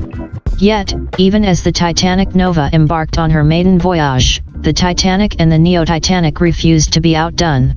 The Sinclair Expedition Company pledged to continue supporting both ships, recognizing their unique contributions. The Titanic, with her spirit of exploration, and the Neo-Titanic, with her historical charm, still had a place in the world, even as the future, embodied by the Titanic Nova, sailed towards the horizon. Despite the looming uncertainty, the Titanic and the Neo-Titanic pressed on, their legacy undiminished. They had seen the rise and fall of eras, the advent of new technologies, and the changing tides of public sentiment. And through it all, they had sailed on, steadfast and indomitable, the essence of the Titanic spirit alive in their aged hulls. As the Titanic Nova embarked on her pioneering voyages, attracting global attention and acclaim, the older sisters faced the inevitable challenges of competing in an ever-evolving industry. The years 2014 to 2016 were particularly trying for the Titanic Explorer. Despite her iconic status and vital contributions to scientific research, the Titanic Explorer struggled with escalating operational costs and declining interest from the public and potential partners. The Sinclair Expedition Company, having invested heavily in the construction and launch of the Titanic Nova, found it increasingly difficult to finance the Explorer's costly upkeep. In late 2015, facing mounting pressures, Sinclair made the difficult decision to withdraw funding for the Titanic Explorer. This news was met with dismay and protests from the scientific community and Titanic enthusiasts. However, the economic reality was stark and undeniable. However, just as the future seemed uncertain, a ray of hope emerged. The Preserve the Titanic campaign, spearheaded by a global coalition of scientists, historians, and maritime enthusiasts, gained momentum in early 2016. The campaign aimed to secure funding to preserve the Titanic Explorer, not just as a functioning research vessel, but as a living piece of history. The campaign was a resounding success, drawing attention and donations from around the world. Inspired by this global show of support, a group of private investors, philanthropists, and academic institutions, known as the Titanic Trust, came forward with a proposal. They would purchase the Titanic Explorer, ensure her maintenance and operational costs, and guarantee her continued use as a vessel for research and education. Sinclair, recognizing the passion and commitment of the Trust, agreed to the proposal. In mid-2016, the Titanic Explorer was officially transferred to the Titanic Trust. The Trust pledged to uphold the legacy of the ship, honoring her illustrious past while ensuring her continued relevance in the field of maritime exploration. Meanwhile, the Neo-Titanic, though experiencing her share of challenges, continued to hold her own as a unique luxury liner. Her niche appeal and historical charm were still strong draws for passengers seeking an out-of-the-ordinary cruising experience. Though the glitz and glam of the Titanic Nova did overshadow her somewhat, she retained a loyal following and remained profitable. As for the Titanic Nova, her voyages were met with praise and excitement. The smart ship was making waves in the industry, drawing a new generation of passengers with her advanced amenities and futuristic design. Even as she charted her own course, she was a reminder of the enduring legacy of the Titanic, a testament to the spirit of innovation and resilience that defined her namesake. As 2016 drew to a close, each of the three sister ships, the Titanic Explorer, the Neo-Titanic, and the Titanic Nova, sailed their own paths, bound by their shared legacy yet differentiated by their unique identities. Their story was a testament to the enduring allure of the Titanic, a story of survival, transformation, and resilience. The years following the acquisition of the Titanic Explorer by the Titanic Trust saw a revitalization of the venerable ship. The Trust, driven by its commitment to maritime research and preservation of historical artifacts, undertook a comprehensive refurbishment project in late 2016. This was not to modernize the ship, but to restore and maintain her historic appeal while ensuring she remained seaworthy and suitable for scientific exploration. The Titanic Explorer spent most of 2017 in dry dock, undergoing extensive renovations. The hull was reinforced, the engines were overhauled, and much of the internal systems were meticulously restored or replaced. Simultaneously, great care was taken to preserve the historical character of the ship, with restoration experts painstakingly refurbishing original fixtures and fittings. Meanwhile, the Explorer's research facilities received a significant upgrade. The labs were expanded, and new scientific equipment was installed, facilitating a broader range of research activities. This reaffirmed the Titanic Explorer's position as a premier research vessel, capable of contributing significantly to global maritime science. By early 2018, the Titanic Explorer was back in service. Her first expedition under the Titanic Trust was a voyage to the Antarctic, a tribute to one of her most successful missions during her time with the Sinclair Expedition Company. The expedition, comprising scientists from various disciplines, led to several important discoveries, re-establishing the Explorer's relevance in the scientific community. The Neo-Titanic continued her operations as a luxury cruise liner. Despite the competition from more modern and technologically advanced ships, including her sister the Titanic Nova, she retained her unique appeal. The ship's management capitalized on her historical charm, curating experiences that recreated the opulence of early 20th century transatlantic voyages. This included themed events, period-appropriate dining and entertainment, and lectures by historians. These efforts paid off, as bookings remained strong, and passenger feedback was overwhelmingly positive. The Titanic Nova, on the other hand, continued to embody the cutting edge of maritime technology. She remained a popular choice for those seeking a futuristic cruising experience. Her advanced AI systems, eco-friendly operations, and innovative onboard amenities set new standards in the industry. Yet, Even as she charted her own path, she carried forward the Titanic legacy. Regular exhibitions and presentations on board the ship ensured that passengers were well aware of the rich history that inspired her creation. By the end of 2018, the three sister ships had each carved out their own distinct identity while still maintaining a strong connection to their shared legacy. The Titanic Explorer, revitalized and relevant, continued her journey of discovery. The Neo-Titanic sailed on as a floating testament to a bygone era of luxury and opulence. The Titanic Nova, innovative and futuristic, embodied the forward-looking spirit of the Titanic lineage. Each sister ship, in its own unique way, perpetuated the timeless allure of the Titanic, the unsinkable ship that sailed on in the hearts of people across the globe. In mid-2018, an exciting announcement came from the offices of the Sinclair Expedition Company. The Titanic Nova had been chartered for an unprecedented series of expeditions to the Arctic, the likes of which had never been attempted before. This journey was titled Project Arctic Nova, signifying a new dawn in Arctic exploration. The aim of Project Arctic Nova was not just to take passengers on a unique journey through the Arctic Circle but to engage in comprehensive scientific research, contributing to the understanding of this fragile and vital ecosystem. The scope of the project was staggering, to undertake multi-year, multidisciplinary expeditions involving teams of scientists from around the globe. Given the Titanic Nova's cutting-edge technology, she was uniquely equipped to handle the rigors of Arctic exploration. Her eco-friendly propulsion systems were particularly advantageous, minimizing environmental impact in a region where preservation was crucial. As the news spread, there was a surge of interest from scientific communities worldwide. Teams were assembled, covering a broad range of fields, including climate science, marine biology, geology, and anthropology. In addition, educators, students, and adventure tourists from all corners of the globe sought bookings for this once-in-a-lifetime opportunity.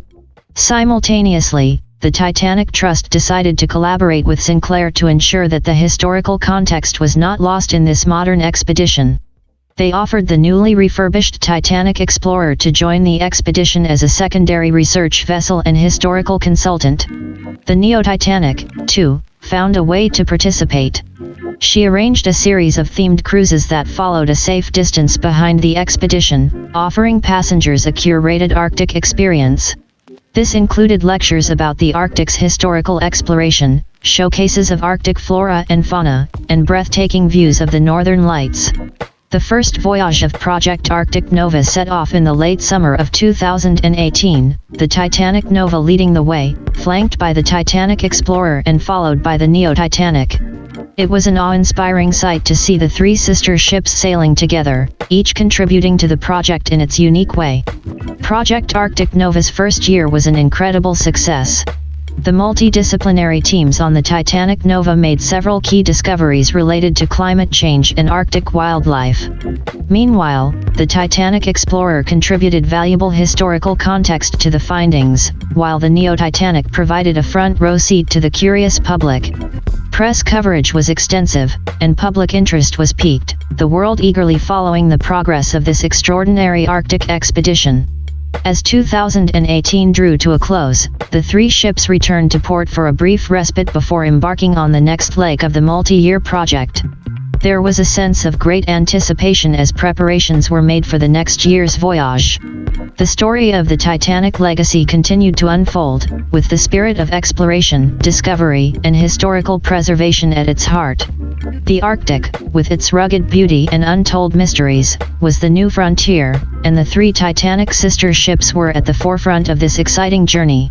In early 2019, the sister ships embarked on the second phase of Project Arctic Nova. The anticipation was palpable as each vessel, the Titanic Nova, the Titanic Explorer, and the Neo-Titanic, departed from the port, each following the same path towards the Arctic but with different roles and expectations.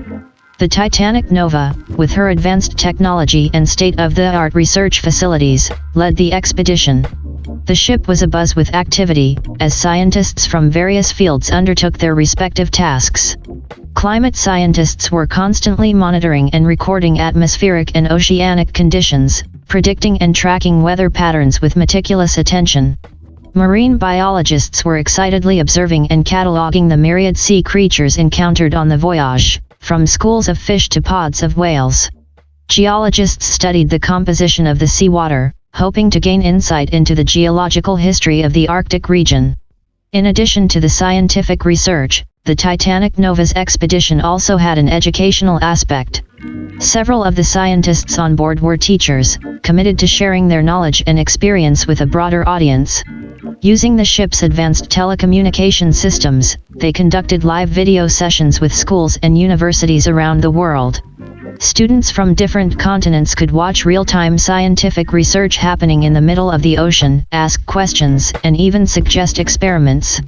It was a unique blend of exploration and education, a testament to the Titanic Nova's innovative mission. Meanwhile, the Titanic Explorer followed closely behind. Despite her age, she was still an incredibly robust and reliable vessel, now filled with historians and veteran explorers who were chronicling the expedition. The historians spent their time meticulously documenting the voyage, comparing it to historical expeditions and noting how the science, technology, and understanding of the environment had changed over time.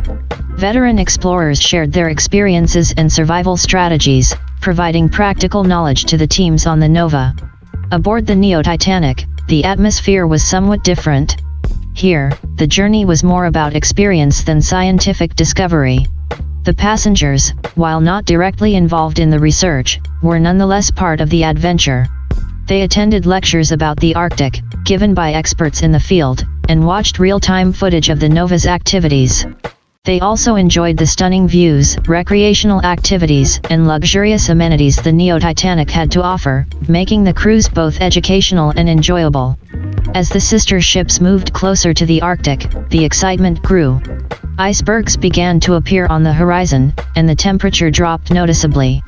For many on board, this was their first experience of the stark beauty of the Arctic. Despite the challenges, spirits were high, and everyone was eagerly looking forward to reaching the destination. The initial stages of the journey were a testament to the enduring allure of exploration, the human thirst for knowledge, and the commitment to preserving history and the environment. As the ships continued their course, the world watched and waited, eager to see what new discoveries Project Arctic Nova would uncover. As the trio of vessels continued their journey north, they were greeted by a new challenge. The navigation team on the Titanic Nova received reports of a massive ice field in their path. According to satellite data, the ice field was larger and denser than any they had previously encountered.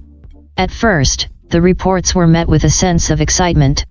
The scientists aboard saw the ice field as a unique opportunity to observe and study the Arctic's ice structures up close. They quickly prepared their equipment, eager to collect data that could prove invaluable for their research. However, the excitement was tempered by a sense of caution. The ship's captains, experienced seafarers who had faced many such situations, knew that ice fields could be treacherous. They convened a meeting to discuss the situation and possible courses of action. In the discussion, the team recognized that changing course would result in a significant delay in their expedition. There was also a prevailing sentiment among the crew, perhaps fueled by the success of their journey so far, that they could handle the situation. The Titanic Nova was, after all, a modern marvel of maritime technology, equipped with advanced navigation systems and an ice-strengthened hull. Thus, a decision was made to proceed with caution but not to deviate from their planned course. The captains announced the decision to their respective crews and passengers. On the Titanic Nova and the Titanic Explorer, the announcement was met with a mixture of excitement and apprehension. The scientific teams were thrilled at the prospect of studying the ice field up close, even as they understood the risks involved. Aboard the Neo-Titanic, the passengers were more concerned, but the crew reassured them, explaining the Nova's advanced capabilities and the extensive experience of their navigators. With the decision made, the sister ships continued their approach towards the ice field, their radars and sonars working overtime to detect and track the ice formations. As the first signs of the looming ice field appeared on the horizon, a wave of anticipation swept across the ships. The Titanic legacy, built on a historical brush with ice, now seemed intertwined with the ice once again. For the crews, scientists, and passengers aboard, it was a moment of intense excitement, laced with a hint of fear. But overriding this was a sense of determination, a commitment to their mission of exploration and discovery. As they sailed onward, the world held its breath, watching the ghost of the Titanic's past coming face to face with the promise of its future. As the silhouette of the colossal ice field came into view, the trio of vessels slowed their speed, proceeding with utmost caution. The ship's radar systems worked tirelessly, mapping out a path through the treacherous icy labyrinth. It was an eerie sight, the vast expanse of floating icebergs bathed in the polar twilight, casting long shadows on the icy waters. On board the Titanic Nova, the crew was fully alert, their eyes focused on the radar screens and the expanse of ice before them. The marine biologists and climate scientists were ready with their equipment, eager to gather as much data as they could. Despite the looming threat, there was an undeniable sense of excitement, an opportunity to experience the Arctic's raw beauty up close.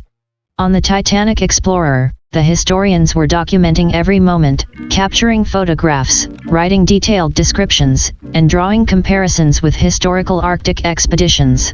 The older members of the crew, with their wealth of maritime experience, shared their insights and lent a hand in navigating the ice field. The Neo-Titanic, trailing behind her sister ships, was a hub of anxious activity. Her passengers watched the unfolding scene from their vantage point, a mix of fear and awe on their faces.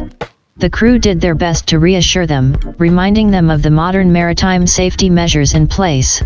However, as the size and density of the ice field became apparent, the captain of the Neo-Titanic made a decision.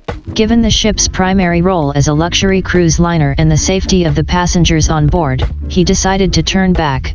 The Neo-Titanic would take a detour, circumventing the ice field and rejoining her sister ships at a safer point further north. The decision was announced to the passengers, and despite initial disappointment, there was a palpable sense of relief. Many were content to enjoy the Arctic's beauty from a safer distance, happy to leave the braving of the ice field to their more adventure-suited sister ships. As the Neo-Titanic turned around, the passengers watched the Titanic Nova and the Titanic Explorer grow smaller in the distance, wishing them safe passage. Meanwhile, the Titanic Nova and the Titanic Explorer pressed on, their crews fully aware of the challenges ahead. The ice field was a mesmerizing spectacle of nature, an embodiment of the Arctic's brutal yet captivating personality. As they ventured further into the ice field, they encountered their first icebergs, colossal structures of pure, glistening ice, a sight to behold. Even as they admired the spectacle, the crews stayed vigilant, expertly steering their vessels, dodging larger icebergs and navigating through narrow passages. The atmosphere was tense but exhilarating, a testament to humanity's unyielding spirit of exploration and discovery. Inch by inch, mile by mile, the Titanic Nova and the Titanic Explorer pressed on, getting closer to the Arctic with every passing moment. Their journey was just beginning. As the Titanic Nova and the Titanic Explorer ventured further into the ice field, the sky above began to darken ominously. The calm, chilly atmosphere gradually gave way to an escalating tension as reports came in of an impending storm. The weather scientists on board the Titanic Nova began tracking the storm, predicting its path, and estimating its intensity. Despite the risk, there was an undeniably enthralling element to it, the raw power of nature set against the backdrop of the Arctic's breathtaking beauty. But the storm, with its powerful winds and blinding snow, was a formidable adversary. It was a sobering reminder of the often unpredictable and brutal nature of the Arctic. As the storm approached, the captains of both ships decided to halt their progress through the ice field temporarily. Anchoring their ships as securely as possible, they prepared for the oncoming tempest. The crew battened down hatches, secured loose equipment, and made sure all passengers and scientists were safe inside the ship. Then the storm hit, a chilling maelstrom of blinding snow and roaring wind that enveloped the two ships in a turbulent Arctic embrace. The ferocious gusts howled through the ice field, hurling snow in all directions and obscuring visibility.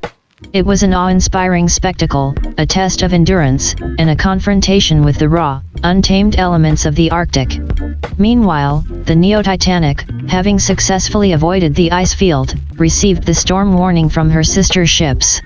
The captain decided to err on the side of caution, despite the storm being a significant distance away. He announced over the loudspeakers that they were altering course to head for the nearest port. Although their journey was cut short, the safety of the passengers and crew was of paramount importance. The luxury liner began its steady journey southwards, leaving the Arctic's icy clutches behind. Back within the storm, the Titanic Nova and the Titanic Explorer held steadfast. Despite the storm's fury, their robust structures and state-of-the-art equipment kept them safe. The crews, although apprehensive, were also seasoned sailors. They knew the value of patience and resilience in such circumstances. The scientists on board turned this into an opportunity to study the Arctic storm's dynamics, gathering valuable data about Arctic weather patterns. The storm continued to rage on, a symphony of wind, snow, and ice against the steadfast vessels. Inside the ships, it was a waiting game, a test of endurance and patience. The world watched with bated breath as the sister ships faced this Arctic tempest, their indomitable spirit a beacon in the blinding snowstorm. As the storm escalated in intensity, the Titanic Nova was subjected to increasingly hostile conditions. The strength of the winds, coupled with the turbulent waves, began to shift the massive vessel violently. Try as they might, the crew had limited control in the face of the storm's fury. The ship creaked and groaned under the strain, a testament to the fierce power of the Arctic storm. Inside the ship, the atmosphere was tense. Scientists were confined to their quarters, and non-essential crew members were ordered to stay put. All were instructed to remain calm, yet an undercurrent of concern ran through everyone. The Titanic Nova, for all its modernity and robustness, was being tested by the storm like never before. As the storm grew, the ship's movements became more erratic, pitching and rolling on the swelling waves. The constant battering and bone-shaking jolts added a new level of difficulty to the situation. Each crash of the waves against the hull was a stark reminder of their perilous situation. Then, amidst the chaos, came a sound that sent chills down everyone's spine, a loud, groaning scrape. Instantly, the crew knew what it meant. They were hitting ice. The radar screens confirmed their worst fears. Large chunks of ice were being hurled towards them by the winds, creating a deadly obstacle course. The captain of the Titanic Nova ordered an immediate assessment of the hull. Despite the treacherous conditions, a team of divers was dispatched to assess the damage. Clad in heavy-duty diving suits and equipped with powerful underwater flashlights, they ventured into the icy, churning waters. What they discovered was alarming. The repeated collisions with the ice had resulted in breaches in the hull. The ship was taking on water. The news sent a ripple of concern through the crew. Immediate damage control was necessary. All available hands were deployed for repair and damage control. The pumps were activated to remove the water, and makeshift patches were applied to the breaches. Every crew member worked tirelessly, knowing that their ship's survival depended on their efforts. Meanwhile, the Titanic Explorer, despite being just a few miles away, was helpless amidst the storm. The storm made any rescue attempt impossible. Their sister ship was on her own, for the time being. The situation was dire. The storm was relentless, and the ice presented a constant danger. However, the crew of the Titanic Nova refused to succumb to fear. Despite the odds, they worked with determination and tenacity, battling against the storm, the ice, and time. The Titanic Nova, once the proud symbol of human ingenuity and endurance, was now in a battle for survival. Her crew, scientists, and the world watching could only hope and work tirelessly, praying that she would weather the storm and emerge victorious against this unexpected adversity. As the crew of the Titanic Nova worked diligently to mend the damage and stem the incoming water, the storm outside raged on with unrelenting fury.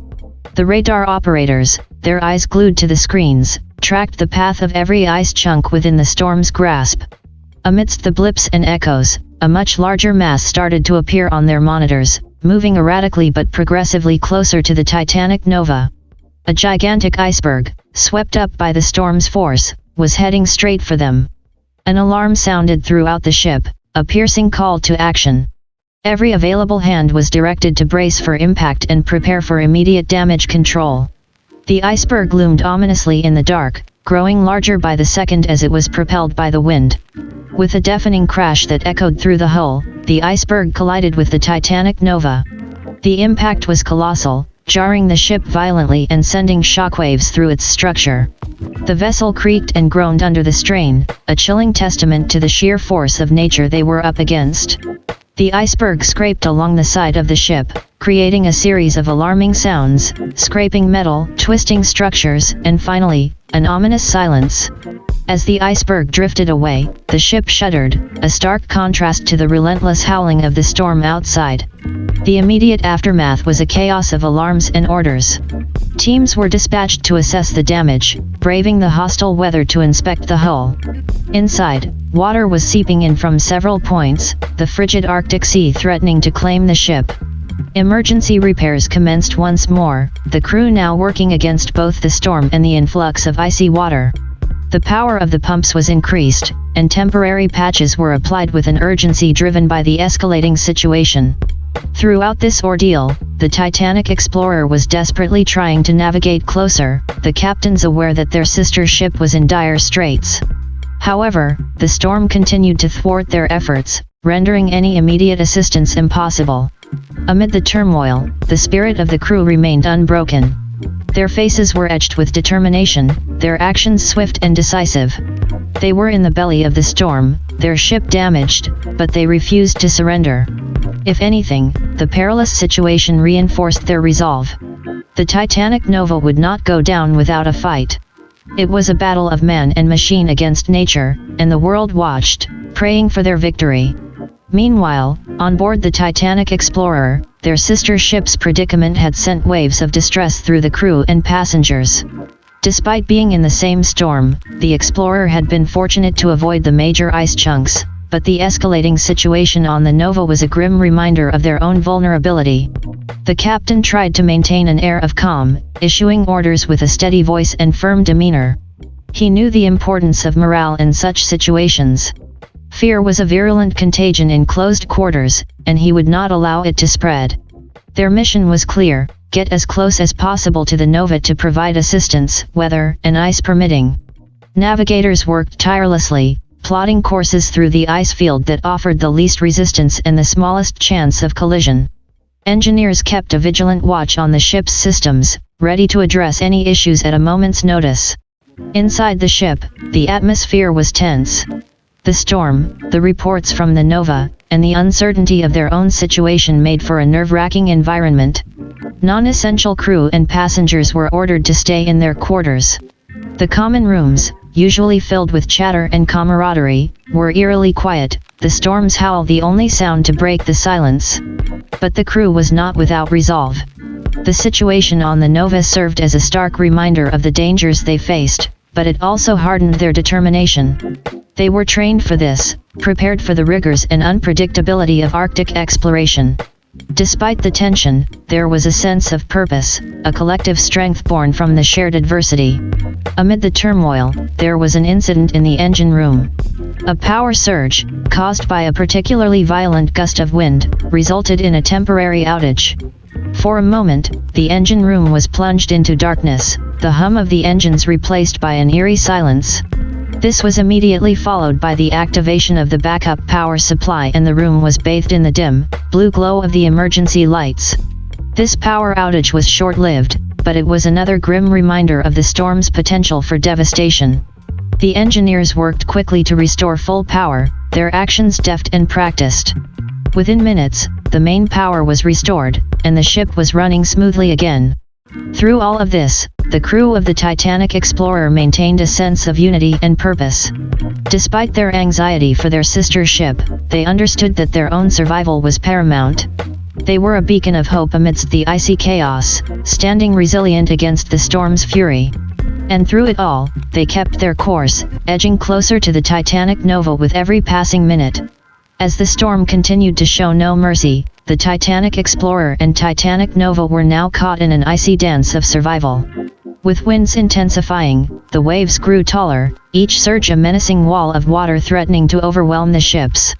On board the Titanic Explorer, the relentless rocking and swaying were constant reminders of the storm's omnipresent threat. Yet, due to the efforts of a skilled crew and the favor of a course away from the most hazardous ice, the Explorer remained relatively unscathed. Even so, the ship was on high alert, all systems monitored continuously for any sign of trouble.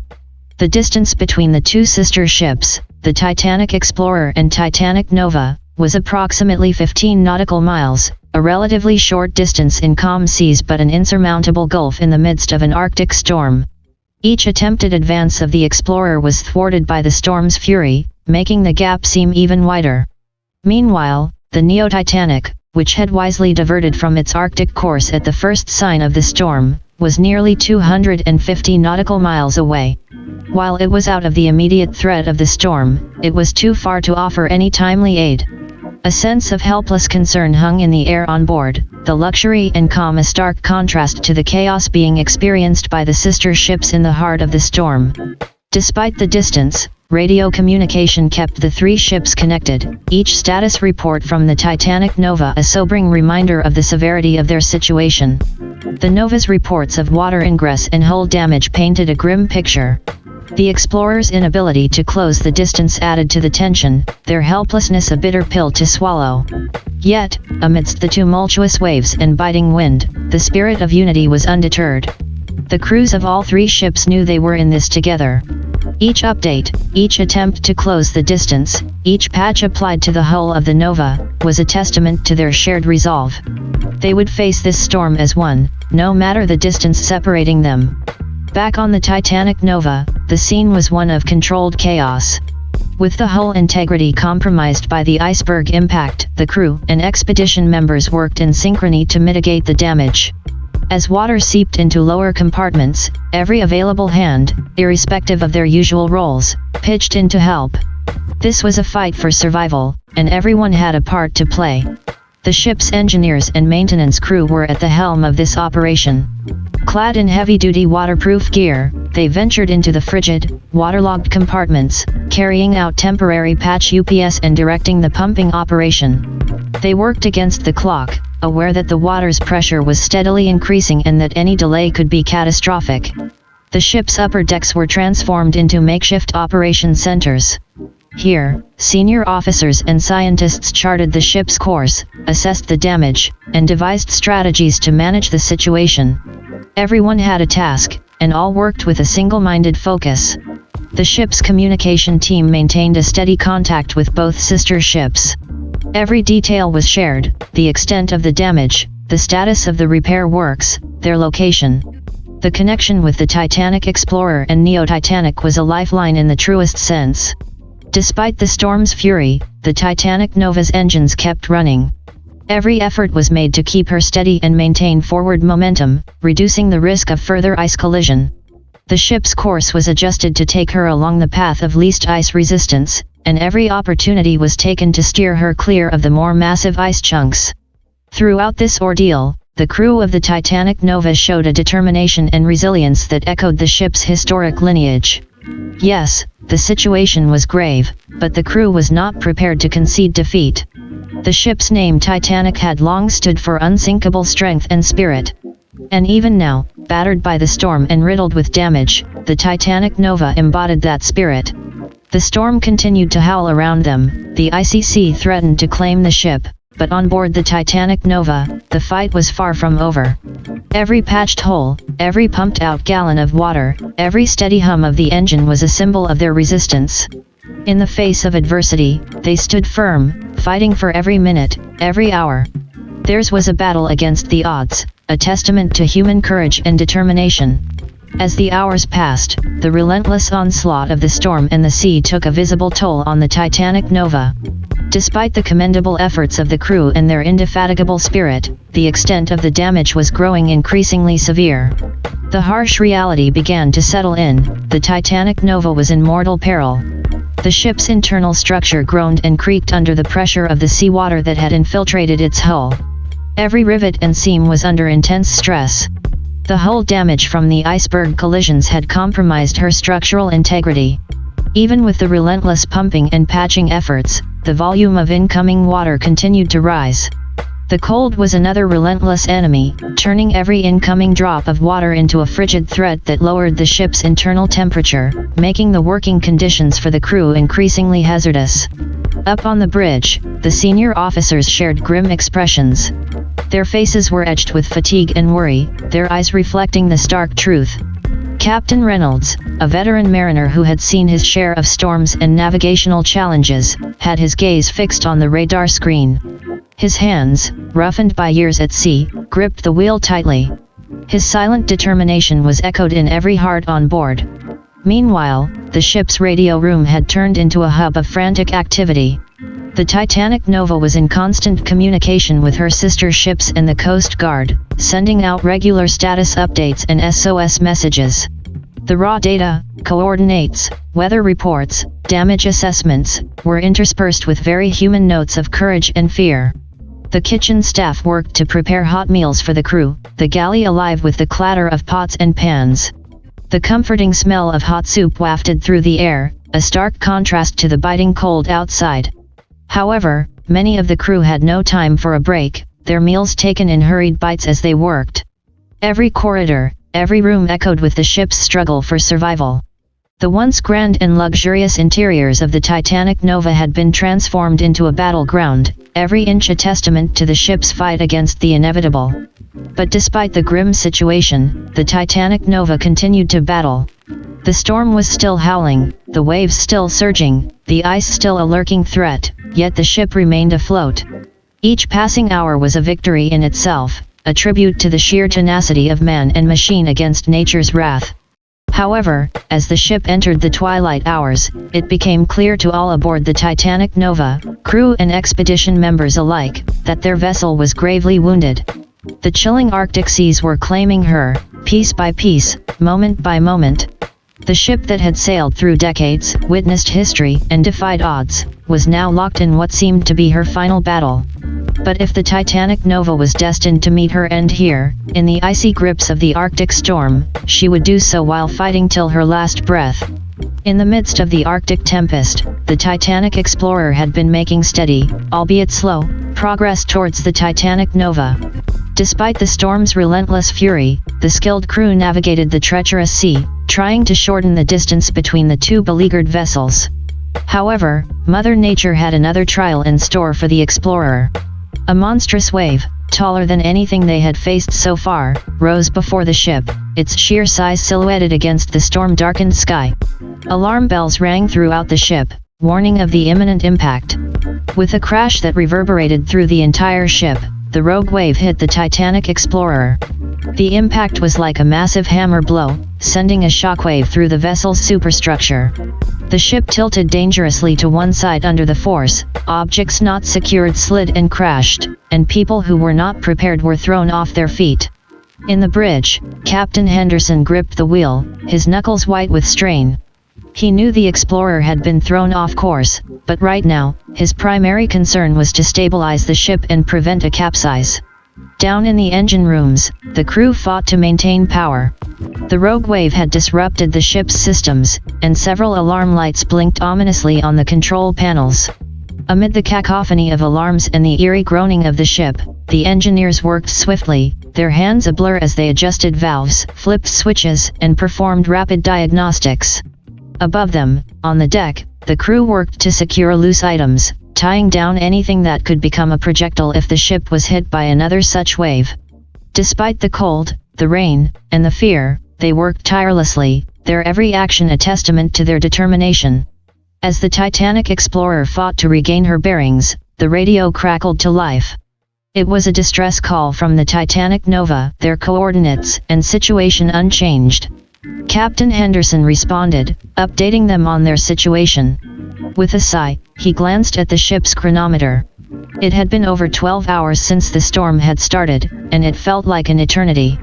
They were 7 nautical miles from the Nova, their sister ship, a distance that seemed to increase with each passing second. But they were not giving up. Not yet. Despite the rogue wave, despite the storm, despite the sea, they would continue their rescue attempt. It was a promise, spoken in silence, a pact made by every heart on board the Titanic explorer.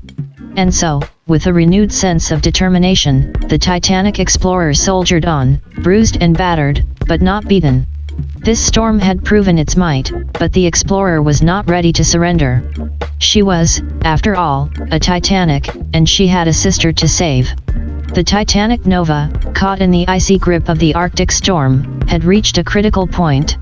As the freezing seawater relentlessly flooded into her damaged hull, the once majestic ship began to list noticeably to one side. The resemblance to a historical scenario, one that had been averted more than a century ago, was chillingly uncanny. The forward compartments, already submerged, were now completely filled with the frigid waters. The watertight bulkheads, once a symbol of the ship's unsinkability, were gradually giving way under the immense pressure. This resulted in a dangerous tilt, as the bow was dragged down by the weight of the water. Crew members and expedition scientists moved about with heightened urgency, their eyes wide with a mixture of fear and determination. Some were frantically bailing water out of the flooded compartments, their efforts visibly waning as the icy water stubbornly rose. Others were rallying the passengers, directing them to don their warmest clothes and life jackets. In the face of mounting danger, calm and order prevailed over panic. Captain Reynolds, a solid presence on the bridge, issued commands with calm authority. His face was etched with tension, the lines deepening with each passing second. He ordered the lifeboats to be prepared and swung out, ready for launch. Yet, he continued to steer the ship forward, aiming to buy as much time as possible. Down in the engine room, the relentless battle against the cold water continued. The engineers, their faces smeared with oil and grim determination, toiled ceaselessly. The stokers kept feeding the boilers, the hot, sweaty atmosphere a stark contrast to the icy hell outside. The ship's engines continued to hum, a heartbeat in the cold stillness, keeping the ship alive. Throughout the Titanic Nova, distress flares were fired, painting the stormy night sky with their brief, brilliant light. The desperate calls for help continued to echo across the airwaves, reaching the Titanic explorer, and beyond to any ship in the vicinity. The passage of time was marked by the ticking of the ship's clocks, each second heavy with significance. As the Titanic Nova, wounded and struggling, slipped deeper into the freezing sea, the atmosphere on board became thick with anticipation and dread. Every creak and groan from the ship's structure, every rise in the water level, and every icy gust of wind was a haunting reminder of the historical event they were now inadvertently replicating. However, even as the situation worsened, the spirit of the Titanic Nova's crew and passengers remained unbroken.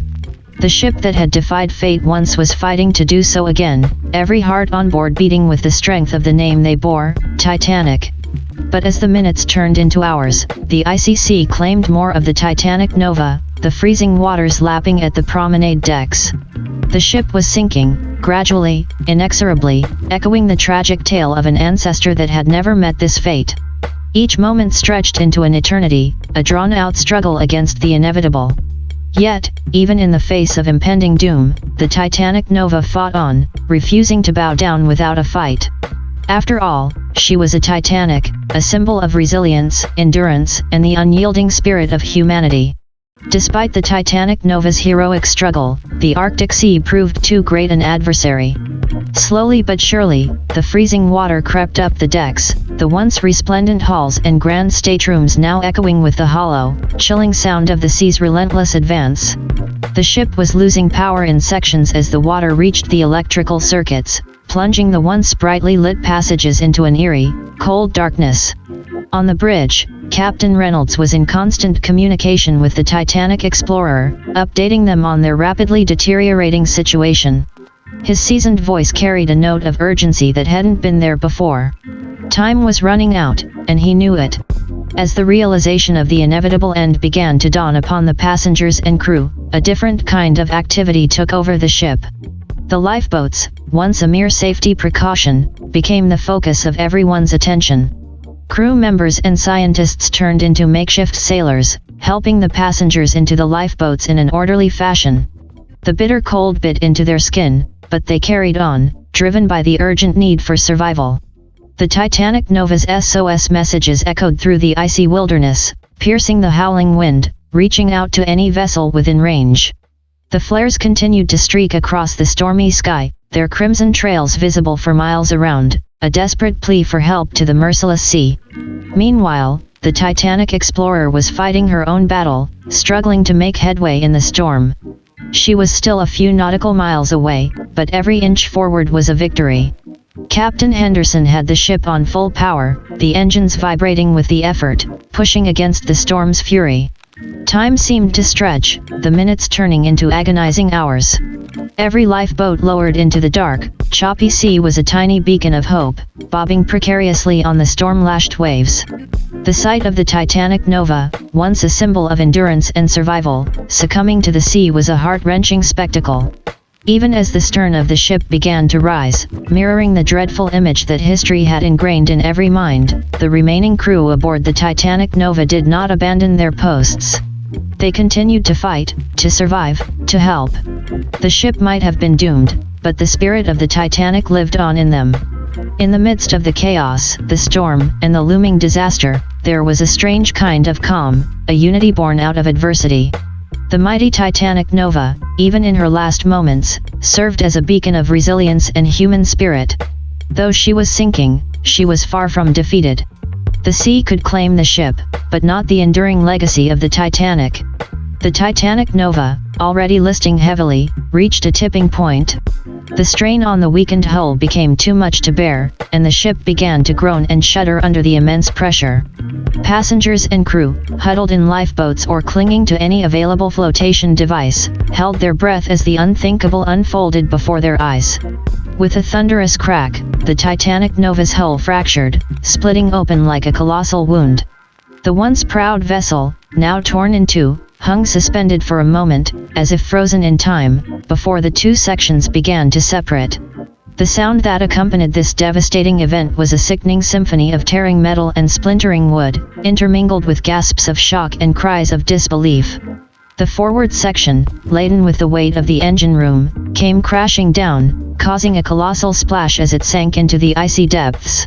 The rear section, still under power, remained afloat, a ghostly reminder of the doomed ship's former glory.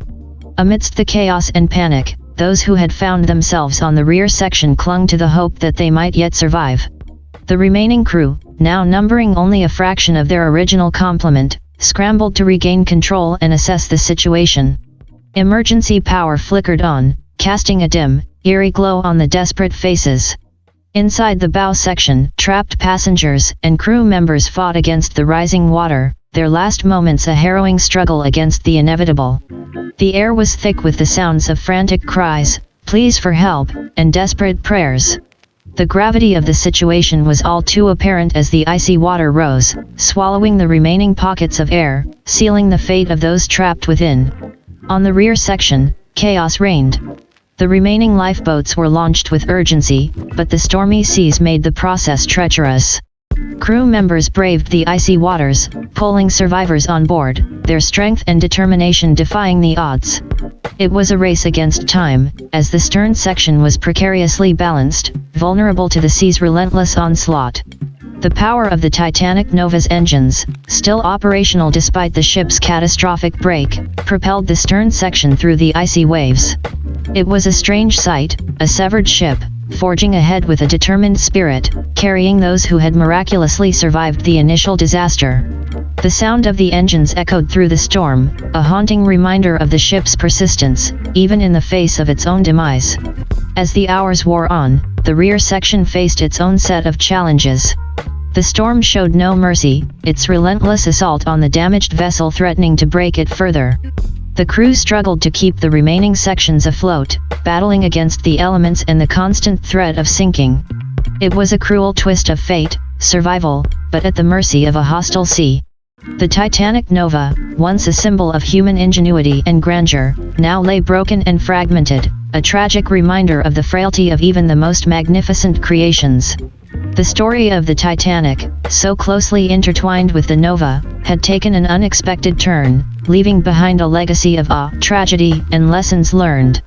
As the severed sections of the Titanic Nova fought to stay afloat, hope and despair mingled in the hearts of those who clung to life. The ship's ultimate fate remained uncertain, but the indomitable spirit of its survivors, both aboard the stern section and in the lifeboats scattered in the stormy sea, burned brightly amidst the darkness. The storm's fury raged on, unrelenting in its assault on the remaining stern section of the Titanic Nova. Buffeted by howling winds and towering waves, the ship, though broken, pressed forward under the power of its engines. But as fate would have it, the storm took an unexpected turn. Driven by the powerful gusts, the stern section was forcefully turned around, altering its course. The helpless survivors in the water, already battling against the icy cold and turbulent seas, now faced an added danger. The looming presence of the broken ship threatened to collide with those struggling to stay afloat. In the water, the cries for help grew louder as the survivors spotted the approaching stern section. Panic spread among them, the fear of being crushed or pulled under the wreckage fueling their desperation. They fought against the current, their bodies weak and exhausted, desperately trying to avoid the path of the ship. On board the stern section, the crew and remaining passengers became aware of the danger they inadvertently posed to the struggling survivors. Alarm bells rang out, and frantic calls were made to alter course, to avoid further catastrophe. But the storm's relentless grip made steering a challenge, and the ship seemed to have a mind of its own. Rescuers on lifeboats, already overwhelmed with the enormity of the situation, now faced the added burden of navigating around the unpredictable movements of the ship. Their hearts pounded with a mix of determination and dread, knowing that any misstep could lead to tragedy. In the water, the survivors battled against the elements and the approaching wreckage. Some managed to swim away, their strength and willpower pushing them beyond their limits. Others clung to any piece of debris they could find, desperately hoping to stay afloat and out of harm's way. As the stern section drew closer, the tension reached its breaking point. Time seemed to stand still as the ship and survivors teetered on the brink of a calamitous collision. It was a moment of sheer terror, an unbearable weight that hung heavy in the stormy air. And then, with a collective gasp, disaster was narrowly averted. The ship, carried by the storm's force, veered off course at the last moment, narrowly missing the mass of survivors in the water. It was a moment of reprieve, of collective relief, as the survivors watched the stern section pass by, its hulking presence a haunting reminder of the peril they had narrowly escaped. On board the ship, a mixture of gratitude and sorrow filled the air. The crew and passengers, witnessing the close call, realized the fragility of life and the gravity of the situation they found themselves in. They were survivors, bound by their shared experience, their lives forever intertwined by the tragic events that had unfolded. As the storm raged on, the stern section of the Titanic Nova continued its perilous journey. The survivors in the water, now spared from an immediate threat, struggled to regroup and find solace in their resilience.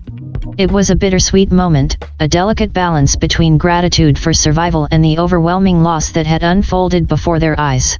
As the stern section of the Titanic Nova pressed on through the storm-lashed seas, fate dealt its final blow. In the distance, obscured by the dark and tumultuous waves, loomed an iceberg, silent and foreboding. Unseen and unexpected, it was an ominous presence in the chaos.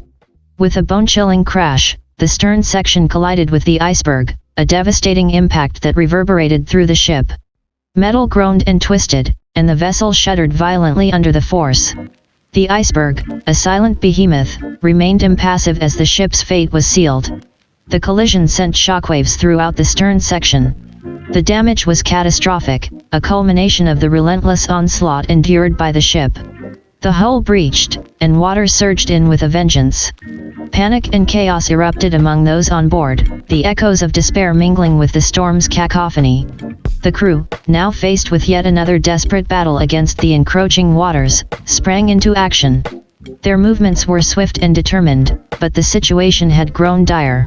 Lifeboats were launched with a sense of urgency, as survivors scrambled to find a means of escape from the sinking vessel.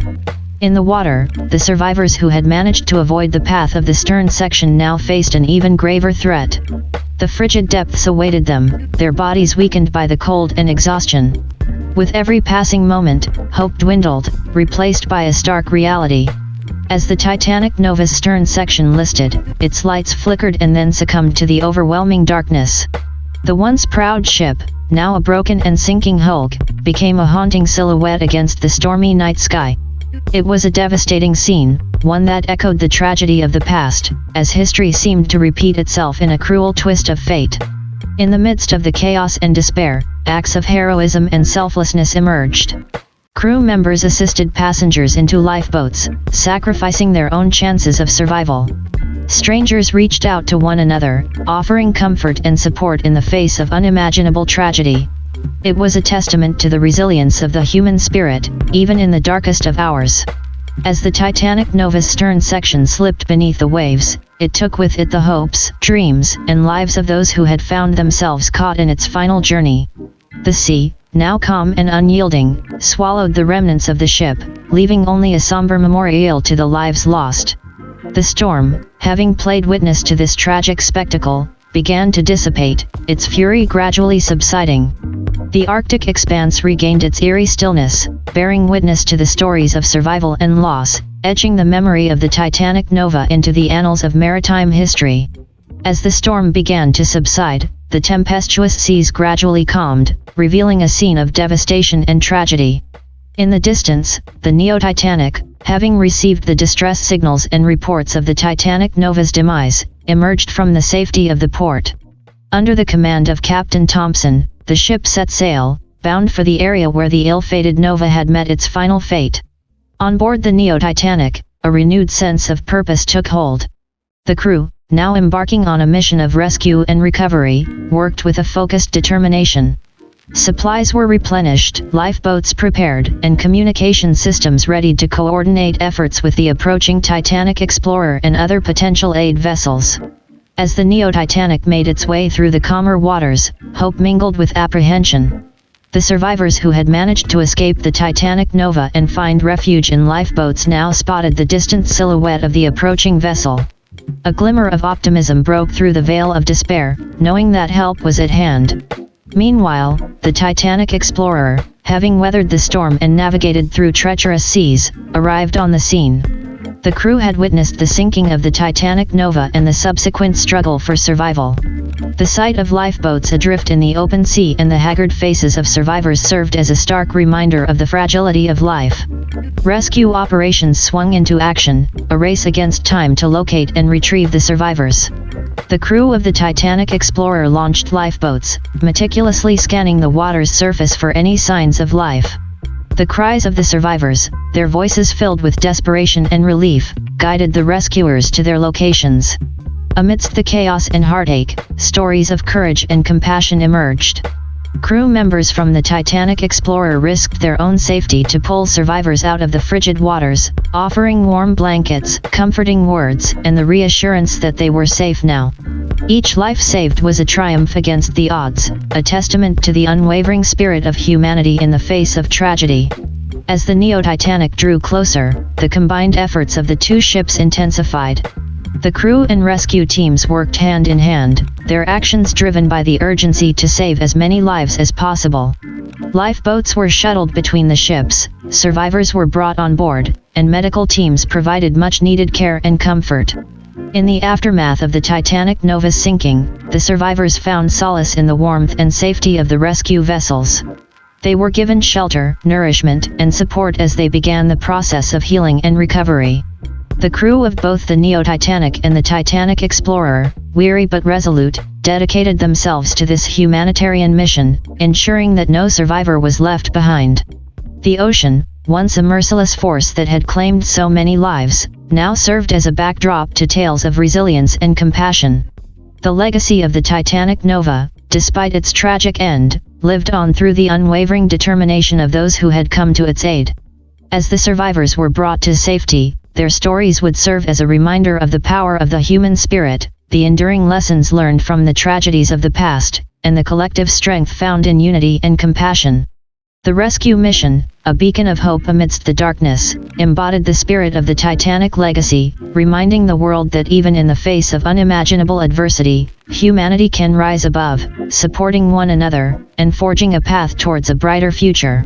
Back at port, a somber atmosphere pervaded the air as the Neo-Titanic and the Titanic Explorer returned with the survivors rescued from the frigid waters. The once bustling harbor, usually filled with joyful anticipation, was now hushed in reverence for the lives lost and the trauma endured.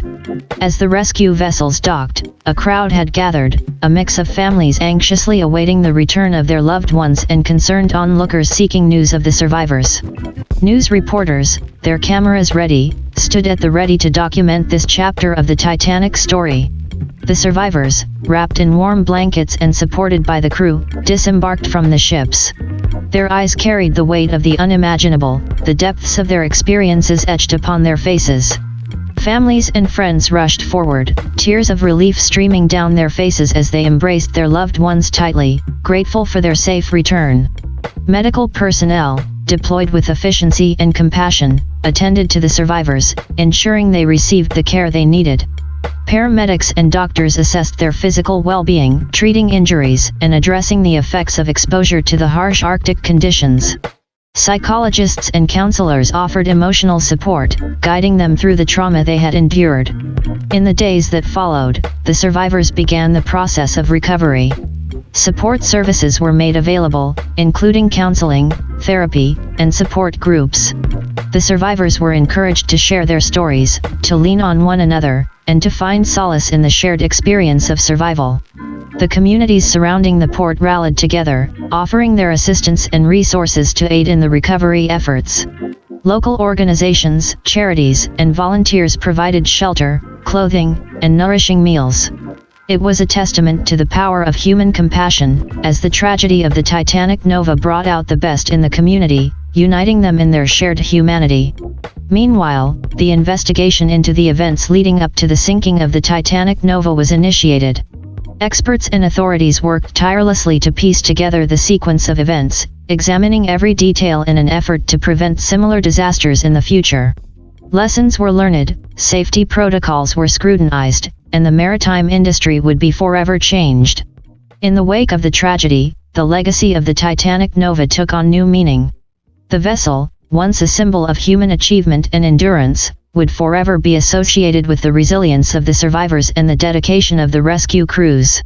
Their stories would be shared, their experiences would shape future safety measures, and their resilience would inspire generations to come. Memorials were erected to honor the lives lost, providing a place for reflection and remembrance. The names of the survivors and those who perished were etched into the collective memory, a reminder of the fragility of life and the importance of cherishing each moment. The story of the Titanic Nova, from its illustrious beginnings to its tragic end, left an indelible mark on the maritime world and the hearts of people worldwide. It served as a reminder that even in the face of unforgiving elements, the strength of the human spirit and the power of unity can prevail. The legacy of the Titanic Nova would forever be intertwined with the triumph of survival, the resilience of the human spirit, and the enduring lessons learned from history's most iconic maritime disaster. In the aftermath of the Titanic Nova tragedy, the Neo-Titanic, having fulfilled its rescue and recovery mission, found itself permanently docked in the year 2020. The ship, now a solemn reminder of the past, stood as a testament to the resilience of the human spirit and the indelible mark left by the original Titanic and its sister ships. Docked at a specially designated berth, the Neo-Titanic became a symbol of remembrance and education. It served as a memorial to all those who had lost their lives in maritime disasters throughout history, including the Titanic Nova. Visitors from around the world came to pay their respects and to gain a deeper understanding of the tragedies that had unfolded. The ship's interior was meticulously preserved, maintaining its historical authenticity. Visitors were able to explore the recreated passenger areas, complete with interactive exhibits and displays that chronicled the Titanic's legacy. Artifacts recovered from the Titanic Nova, along with items of historical significance, were on display, telling the stories of those who had been aboard the ill-fated vessel. A dedicated team of historians, researchers, and museum curators worked tirelessly to curate and expand the exhibits, ensuring that the legacy of the Titanic and its sister ships would be preserved for future generations. Their work brought to life the experiences of the passengers and crew, allowing visitors to connect with the human stories that had unfolded amidst the tragedy. The Neo-Titanic's role as an educational institution extended beyond the museum exhibits. Seminars, conferences, and workshops were organized, inviting experts from various fields to share their knowledge and insights. The lessons learned from the tragedies of the past were studied and disseminated, with a focus on maritime safety, disaster preparedness, and the importance of human compassion in times of crisis. The ship also became a platform for artistic expression. Renowned photographers, painters, and musicians found inspiration in the Neo-Titanic's haunting presence. Their works captured the poignancy of the ship's story, inviting contemplation and reflection on the impact of the past on the present. The Neo-Titanic, having fulfilled its role as a rescue vessel and bearing witness to the Titanic Nova tragedy, had found a new purpose in its permanent docking. It stood as a reminder that from tragedy can emerge growth, knowledge, and compassion. The ship's presence offered solace and a collective determination to honor the memory of those who had perished and to prevent similar catastrophes from occurring in the future. As the years passed, the Neo-Titanic continued to be a beacon of remembrance, its importance ingrained in the collective consciousness. It became a destination for tourists, historians, and those seeking a deeper connection to the human experience. The legacy of the Titanic and the Titanic Nova lived on, reminding the world of the preciousness of life, the lessons of the past, and the need for vigilance in the face of the unpredictable sea. Despite the tragic events surrounding the Titanic Nova, the Titanic explorer continued to forge ahead on its own path, propelled by the resilience and determination of its crew. While the loss of the Nova weighed heavily on their hearts, they understood the importance of carrying on with their mission of exploration and discovery. With the storm subsided and the survivors safely rescued, the Titanic explorer regrouped and set its sights on new horizons. The vessel, with its crew of seasoned explorers and scientists, was driven by an insatiable curiosity and a commitment to uncovering the secrets of the deep. Departing from the port once more, the Titanic explorer charted its course to unexplored waters and remote corners of the globe. The ship, equipped with advanced technology and research facilities, became a mobile laboratory for scientific study and marine exploration. As the years passed, the Titanic explorer became renowned for its significant contributions to oceanic research and discovery. The crew embarked on expeditions that delved into uncharted depths, unraveled mysteries of marine ecosystems, and studied the impact of climate change on our oceans. The ship's advanced sonar systems and remotely operated underwater vehicles, ROVs, allowed for the exploration of deep-sea trenches and the discovery of unique species that had never been seen before. The crew conducted experiments, collected samples, and documented their findings, adding invaluable knowledge to the scientific community. The Titanic explorer became a hub for collaboration, hosting international research teams and scientists from various fields. Together, they conducted groundbreaking studies on marine biology, geology, oceanography, and more. The ship's laboratories buzzed with activity as researchers analyzed data, developed new theories, and pushed the boundaries of human understanding.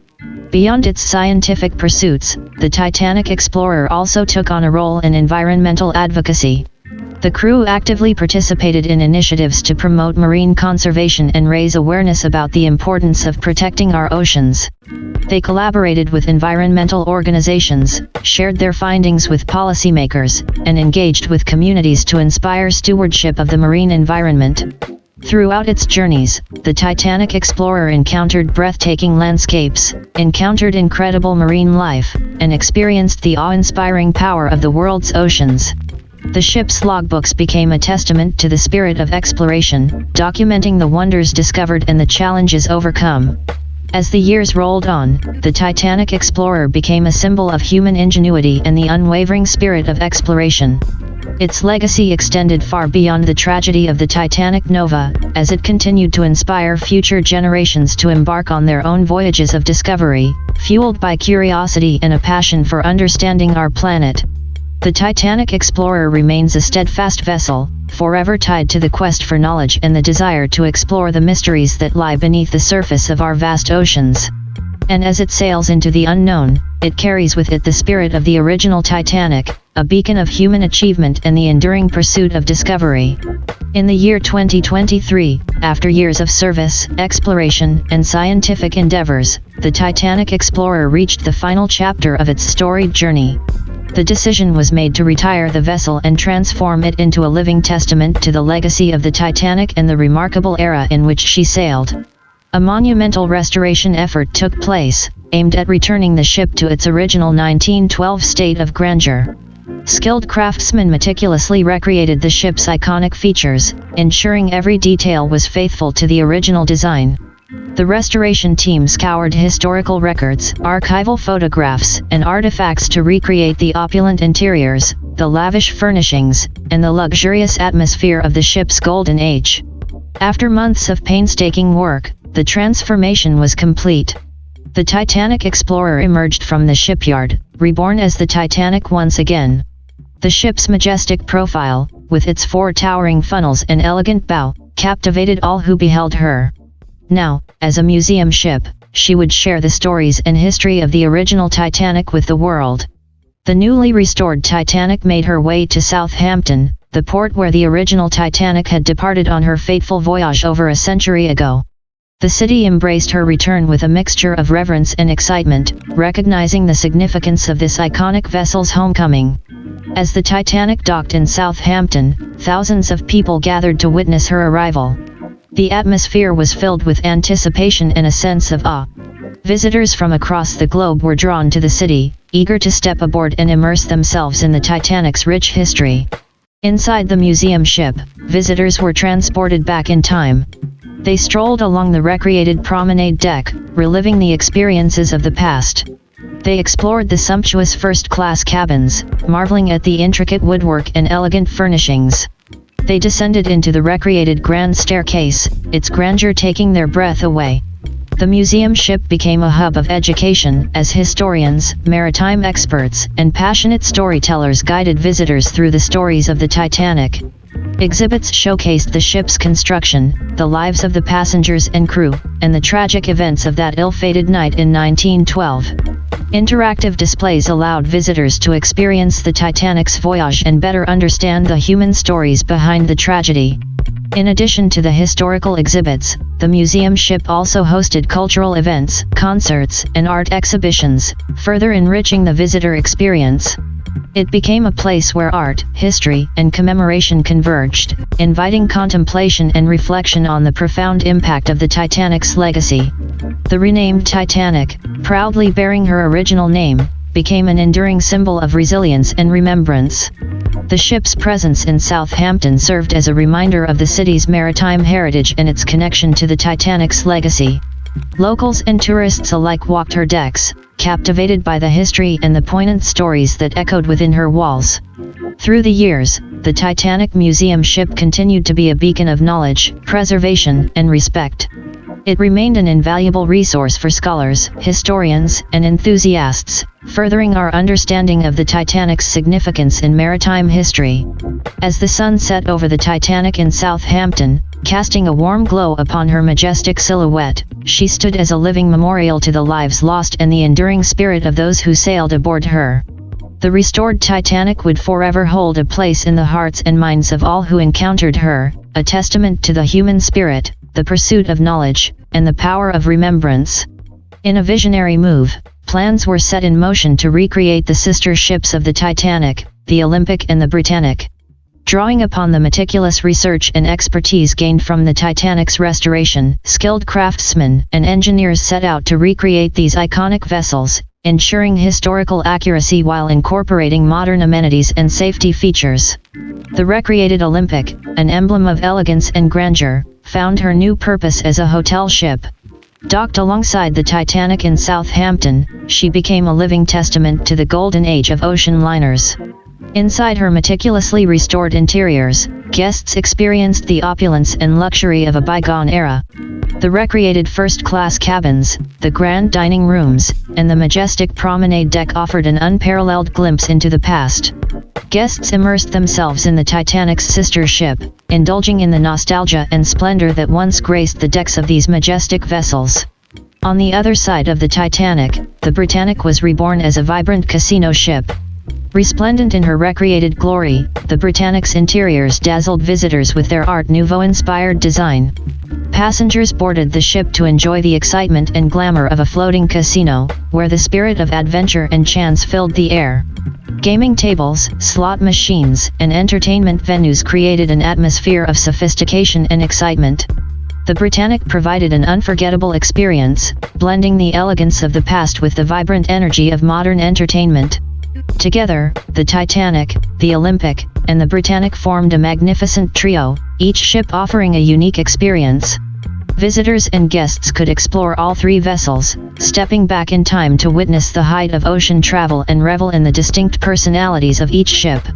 The dockside area in Southampton transformed into a hub of maritime history and entertainment. Cafes, boutiques, and art galleries flourished, catering to the influx of tourists eager to immerse themselves in the splendor of these recreated ships. The area buzzed with a vibrant energy as visitors and locals alike enjoyed the nostalgic atmosphere and the sense of living history.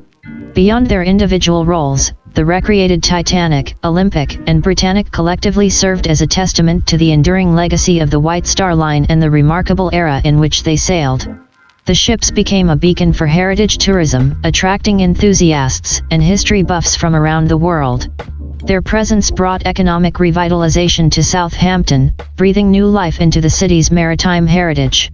The trio of ships hosted special events, ranging from themed parties and concerts to historical lectures and exhibitions. These gatherings celebrated the rich maritime history and provided a platform for artists, musicians, and experts to showcase their talents and knowledge. As the sun set on the horizon, casting a warm glow over the trio of recreated vessels, the magic of their collective presence filled the air. The Titanic, the Olympic, and the Britannic stood side by side, a testament to human ingenuity, resilience, and the enduring fascination with the grandeur of the past. Visitors and guests, whether they sought the tranquility of a floating hotel, the thrill of a casino experience, or the nostalgia of an era gone by, found themselves captivated by the timeless allure of these recreated ships. The Titanic, the Olympic, and the Britannic, forever linked in history, continued to inspire awe and wonder, reminding us of the extraordinary stories that lay within the world's great ocean liners. In a remarkable display of innovation and compassion, the Neo-Titanic, having completed its years of exploration and rescue missions, found a new purpose as a floating hospital. Docked next to her three sisters, the Titanic, Olympic, and Britannic, the Neo-Titanic now stood as a symbol of healing and care. The transformation of the Neo-Titanic into a state-of-the-art medical facility was an ambitious endeavor. Collaborating with medical experts, engineers, and designers, the ship was equipped with cutting-edge technology, specialized medical units, and an expert medical staff. The vessel was carefully redesigned to accommodate the needs of patients and provide a comfortable, nurturing environment. Inside the Neo-Titanic's restored interiors, the opulence of the past was replaced with state-of-the-art medical facilities. Staterooms were converted into private patient rooms, outfitted with advanced monitoring systems and modern amenities. Dining areas were transformed into medical stations and rehabilitation centers. The grand halls and ballrooms became spacious areas for medical conferences, training sessions, and community outreach programs. As a floating hospital, the Neo-Titanic was staffed with highly skilled medical professionals, including doctors, nurses, surgeons, and support staff. They worked tirelessly to provide exceptional care to patients from all walks of life. The ship's medical capabilities were on par with the finest hospitals on land, ensuring that patients received top-quality treatment in a unique and serene environment. The Neo-Titanic, alongside her three sister ships, formed a powerful healthcare consortium. Collaborations between the vessels allowed for the sharing of resources, expertise, and research initiatives. The medical staff on board worked in close coordination with local hospitals and medical organizations, fostering a spirit of cooperation and advancing medical knowledge and practices. The presence of the floating hospital and the three other ships in Southampton attracted medical professionals, researchers, and students from around the world. The ships became centers for medical education and training, offering internships, residencies, and advanced medical programs.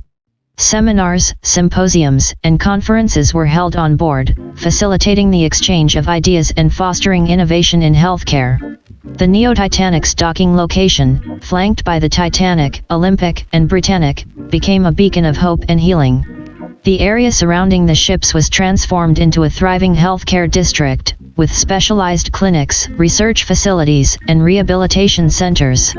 Together, they formed a comprehensive medical ecosystem, catering to the diverse healthcare needs of the community.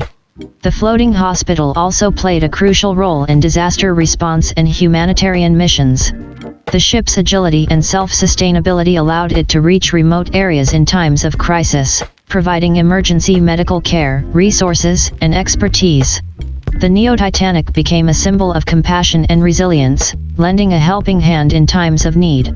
As the years passed, the Neo-Titanic's reputation as a world-class healthcare facility grew, attracting patients from around the globe seeking specialized treatments and compassionate care. Its legacy, intertwined with the stories of the Titanic, Olympic, and Britannic, embodied the enduring human spirit and the commitment to improving lives. Together, the Neo-Titanic and her three sister ships stood as a testament to the power of transformation, each vessel taking on a unique role in the service of humanity. They served as beacons of hope, reminding us of the importance of compassion, innovation, and unity in times of crisis. Their collective presence in Southampton symbolized the indomitable spirit of healing and the eternal pursuit of providing care to those in need. Adjacent to the four magnificent ships, a new structure took shape, a museum dedicated to the Titanic Nova tragedy. This museum, an architectural marvel in its own right, stood as a solemn tribute to the lives lost and the enduring impact of the Nova's fateful journey. The design of the museum drew inspiration from the sleek lines of the ships, seamlessly blending modern aesthetics with a sense of reverence. Its exterior, reminiscent of the ocean's waves, shimmered in reflective surfaces, reflecting the surrounding vessels and the changing sky. The structure, carefully curated to harmonize with the historic setting, captivated visitors before they even set foot inside. Stepping into the museum, visitors were transported on a journey through time. The exhibits chronicled the events leading up to the Titanic Nova's ill-fated voyage, exploring the factors that contributed to the tragedy and examining the lessons learned. Display cases showcased artifacts recovered from the wreckage, giving visitors an intimate glimpse into the lives of those who sailed on the Nova. Interactive displays, multimedia presentations, and immersive installations brought the story to life. Personal accounts, meticulously researched records, and audio-visual narratives conveyed the harrowing experiences of the passengers and crew, evoking a sense of empathy and deep reflection. The museum also delved into the subsequent rescue and recovery efforts, celebrating the bravery and compassion of those who risked their lives to save others. It paid tribute to the unsung heroes, both aboard the rescue vessels and within the communities affected by the tragedy. Within the museum's walls, a dedicated space was allocated to honor the memory of those who lost their lives on the Titanic Nova. A tranquil memorial garden, adorned with symbolic sculptures and names of the victims, provided a serene setting for reflection and remembrance. Educational programs and workshops were offered within the museum, engaging visitors of all ages. Students and scholars delved into the historical, scientific, and social aspects of the Nova tragedy, fostering a deeper understanding of its significance. The museum became a center for research and discourse, encouraging the exploration of maritime history and promoting safety awareness. Adjacent to the museum, a serene waterfront promenade offered panoramic views of the four ships and the surrounding landscape. Sculptures, monuments, and contemplative spaces invited visitors to pause, offering a moment of introspection and gratitude for the lessons imparted by the Nova tragedy. The museum complex became a global destination for tourists, scholars, and families seeking to understand the impact of maritime disasters and pay homage to those affected by them. Its presence elevated Southampton's reputation as a center for maritime heritage, education, and commemoration. Through the museum, the story of the Titanic Nova tragedy resonated with visitors from around the world. It served as a poignant reminder of the fragility of life, the importance of safety measures, and the enduring legacy of those who experienced and learned from the tragedy. The museum stood as a beacon of remembrance, ensuring that the memory of the Titanic Nova and its impact on maritime history would never fade away. Its doors remained open to all, inviting them to learn, reflect, and honor the lives lost, a powerful testament to the human spirit and the pursuit of knowledge in the face of adversity. Epilogue. In the years that followed, the four sister ships Titanic, Olympic, Britannic, and the Neo-Titanic continued to leave an indelible mark on the world. Each vessel, with its unique role and purpose, stood as a testament to human ingenuity, resilience, and the enduring fascination with maritime history. The Titanic, lovingly restored to her original splendor, remained a symbol of tragedy and human perseverance. As visitors walked her decks, they felt a deep connection to the past, honoring the lives lost and the lessons learned from the catastrophic events of 1912. The ship served as a catalyst for change, inspiring ongoing advancements in maritime safety and reminding the world of the importance of diligence and compassion. The Olympic, transformed into a hotel ship, became a cherished destination for travelers seeking a glimpse into the opulence of the Edwardian era. The vessel offered a unique experience, where guests could step back in time and relish the luxuries of a bygone era. It stood as a living testament to the grandeur of ocean liners and the enduring allure of travel. The Titanic, reborn as a vibrant casino ship, brought joy and excitement to visitors from around the world. Its glamorous interiors, combined with state-of-the-art entertainment and gaming facilities, created an unforgettable experience for those seeking a touch of sophistication and adventure. The Titanic embodied the spirit of celebration and entertainment, embracing the modern era while paying homage to its storied past. The Neo-Titanic, transformed into a floating hospital, became a symbol of healing and compassion. As a beacon of hope, it offered exceptional medical care to those in need, exemplifying the unwavering dedication of medical professionals. The ship served as a reminder of the power of resilience and the importance of caring for one another, even in the face of adversity. Together, these four ships and the museum dedicated to the Titanic Nova tragedy formed a maritime legacy that touched the hearts and minds of people worldwide. Their stories resonated through the generations, carrying the lessons of the past into the future. In the years to come, the ships and the museum continued to draw visitors, scholars, and enthusiasts, their presence a testament to the enduring fascination with maritime history and the human spirit. They served as reminders of the triumphs and tragedies of the past, inspiring ongoing exploration, research, and preservation of our rich maritime heritage. As the sun set over Southampton, casting a golden glow upon the vessels and the museum, a sense of reverence filled the air. The legacy of the Titanic, Olympic, Titanic, and the Nova lived on, forever etched in the annals of history. And as visitors from all walks of life explored the ships, immersed themselves in the museum's exhibits, and learned from the lessons of the past, they were reminded of the enduring human spirit, the quest for knowledge, and the power of remembrance. In the end, the story of the Titanic and her sisters transcended tragedy and became a testament to the resilience, compassion, and indomitable spirit of humanity itself. It stood as a reminder that from the depths of darkness, we can find light, and from the tragedies of the past, we can learn, grow, and create a better future. In a final chapter of maritime history, a new vessel called the Novanik was built, taking inspiration from the tragic legacy of the Titanic Nova. Designed as a smaller version of its ill-fated predecessor, the Novanik embarked on a different journey, one of remembrance, education, and exploration. With a nod to the past, the Novanik's construction incorporated elements reminiscent of the original Titanic and its sister ships. The vessel's sleek lines, majestic profile, and elegant interiors paid homage to the iconic vessels that came before her. However, the Novanik also boasted modern technologies and innovations, ensuring the utmost safety and comfort for its passengers. The Novanik found its main port adjacent to the four sister ships Titanic, Olympic, Titanic, and the Neo-Titanic. This location created a unique and poignant connection, as visitors could witness the legacy of maritime history unfold before their eyes. As a tour vessel, the Novanik took passengers on unforgettable journeys through European waters. Travelers embarked on voyages that retraced the paths once sailed by the Titanic and her sisters, offering a glimpse into the maritime heritage of the region. Along the way, expert guides provided insightful commentary, enriching the experience with stories of maritime legends, historical events, and the significance of each port of call. Inside the Novanik, passengers were treated to luxurious accommodations, impeccable service, and a range of amenities. The ship's elegant dining areas offered delectable cuisine, while entertainment venues showcased live performances that paid tribute to the musical traditions of the past. The Novanik's observation decks, with their sweeping views of the surrounding landscapes and seascapes, invited passengers to contemplate the beauty and vastness of the European waters. While the Novanik was a vessel of leisure, it also served as an educational platform. Onboard exhibitions and interactive displays provided visitors with an in-depth understanding of maritime history, oceanography, and the Titanic Nova tragedy.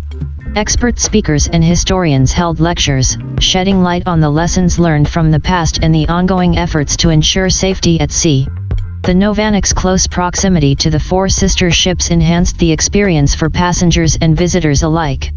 Guided tours allowed guests to explore the Titanic, Olympic, Britannic, and the Neo-Titanic, gaining a comprehensive understanding of their stories and their impact on maritime history. The Novanic served as a bridge between the past and the present, connecting the legacy of the Titanic Nova with the ongoing exploration of European waters. As the Novanic sailed gracefully through European seas, it fostered a sense of reflection and remembrance. Passengers were encouraged to pay homage to the lives lost in the tragedy, honoring their memory and appreciating the resilience of the human spirit. The Novanic's presence, alongside the four sister ships, solidified Southampton's status as a global hub for maritime heritage and exploration. Together, they formed a remarkable maritime complex, a living testament to the enduring legacy of these iconic vessels and their place in history.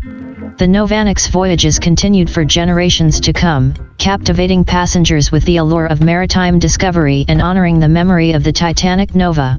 Its journeys not only provided leisure and entertainment but also offered an opportunity to reflect on the significance of maritime heritage and the eternal connection between the past, present, and future. And so, as the Novanic sailed on, it became a floating reminder of the resilience of the human spirit, the importance of remembrance, and the enduring fascination with the sea.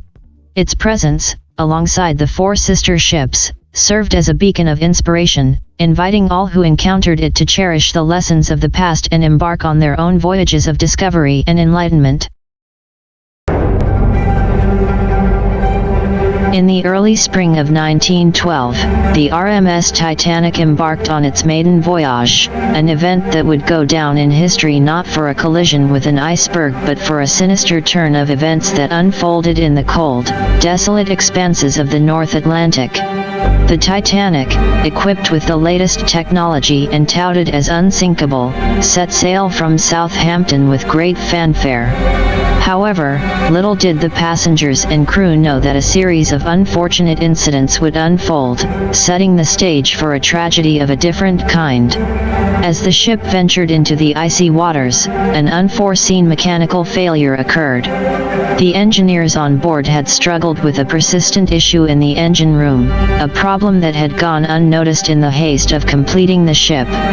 The blackout began gradually, with flickering lights and ominous vibrations echoing through the vessel.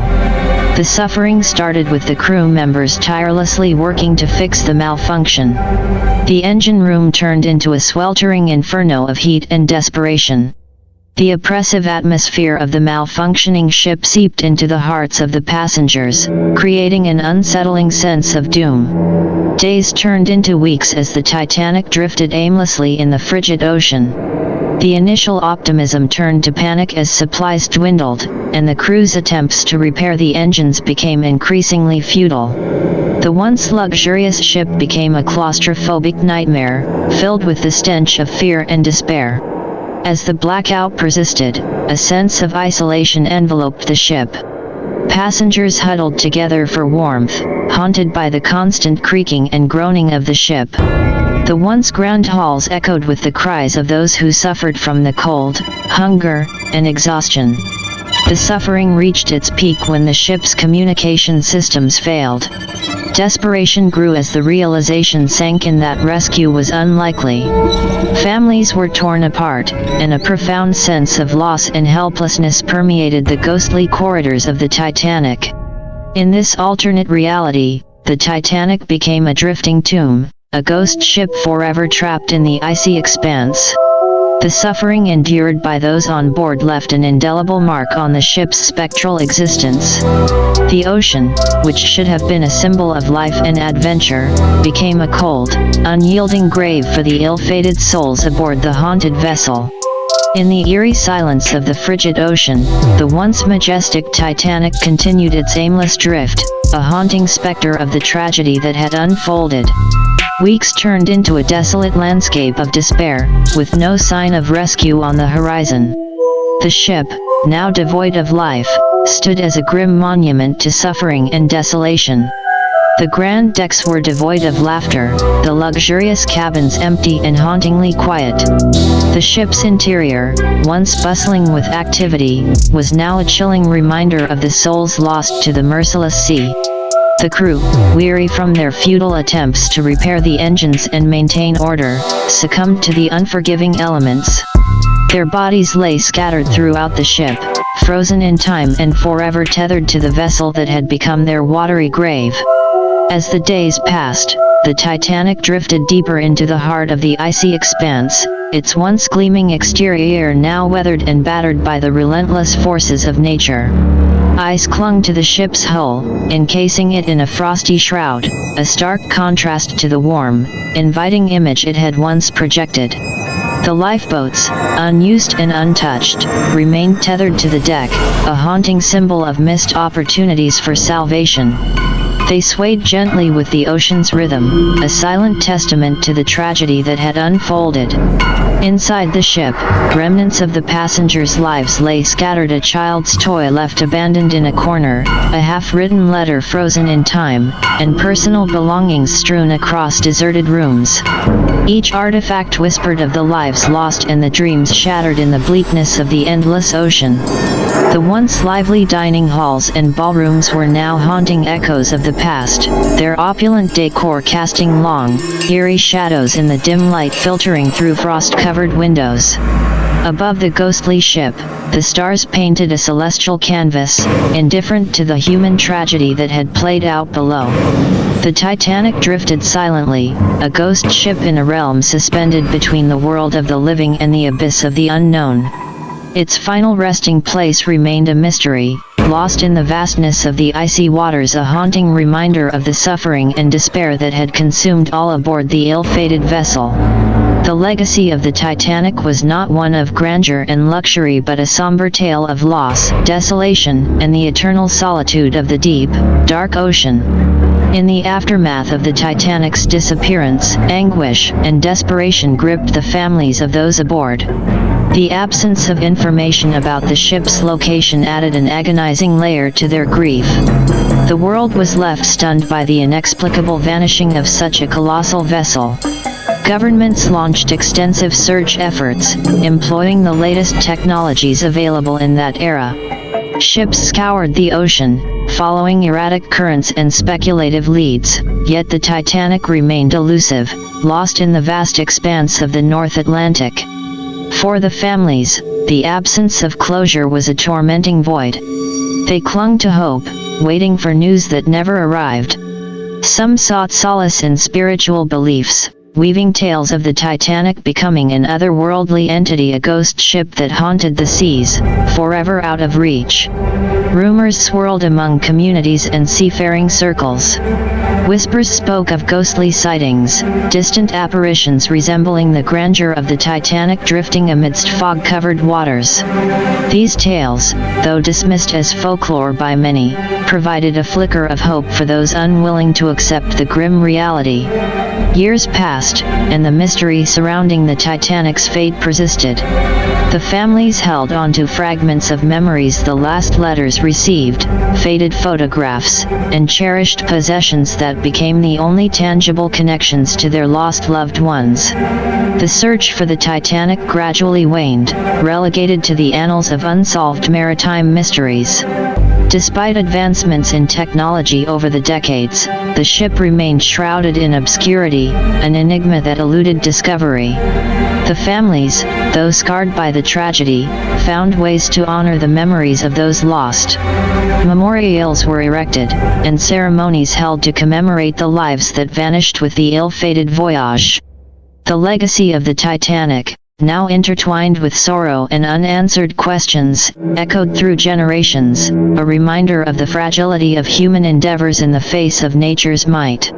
And so, the Titanic slipped from the world's immediate consciousness, becoming a haunting legend, a tragic tale whispered through the ages, forever entwined with the ocean's mysteries, leaving behind a void that time could never truly fill.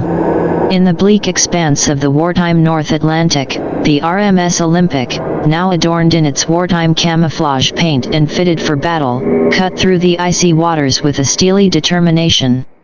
The crew, hardened by the realities of war, scanned the horizon for any signs of enemy vessels. Little did they anticipate the spectral encounter that awaited them. As the moon cast an eerie glow over the frigid sea, the crew spotted an anomaly on the horizon. It was a ship, but not just any ship. It was the long-lost sister vessel, the RMS Titanic, frozen in time as if the clock had stopped in 1912. The Olympics crew, initially baffled by the surreal sight, soon felt an unsettling presence emanating from the ghostly vessel. The Titanic, appearing in stark contrast to the war-ready Olympic, bore the scars of its prolonged journey through the unforgiving elements. Its once opulent hull now faded and worn, covered in a veneer of frost and sea salt.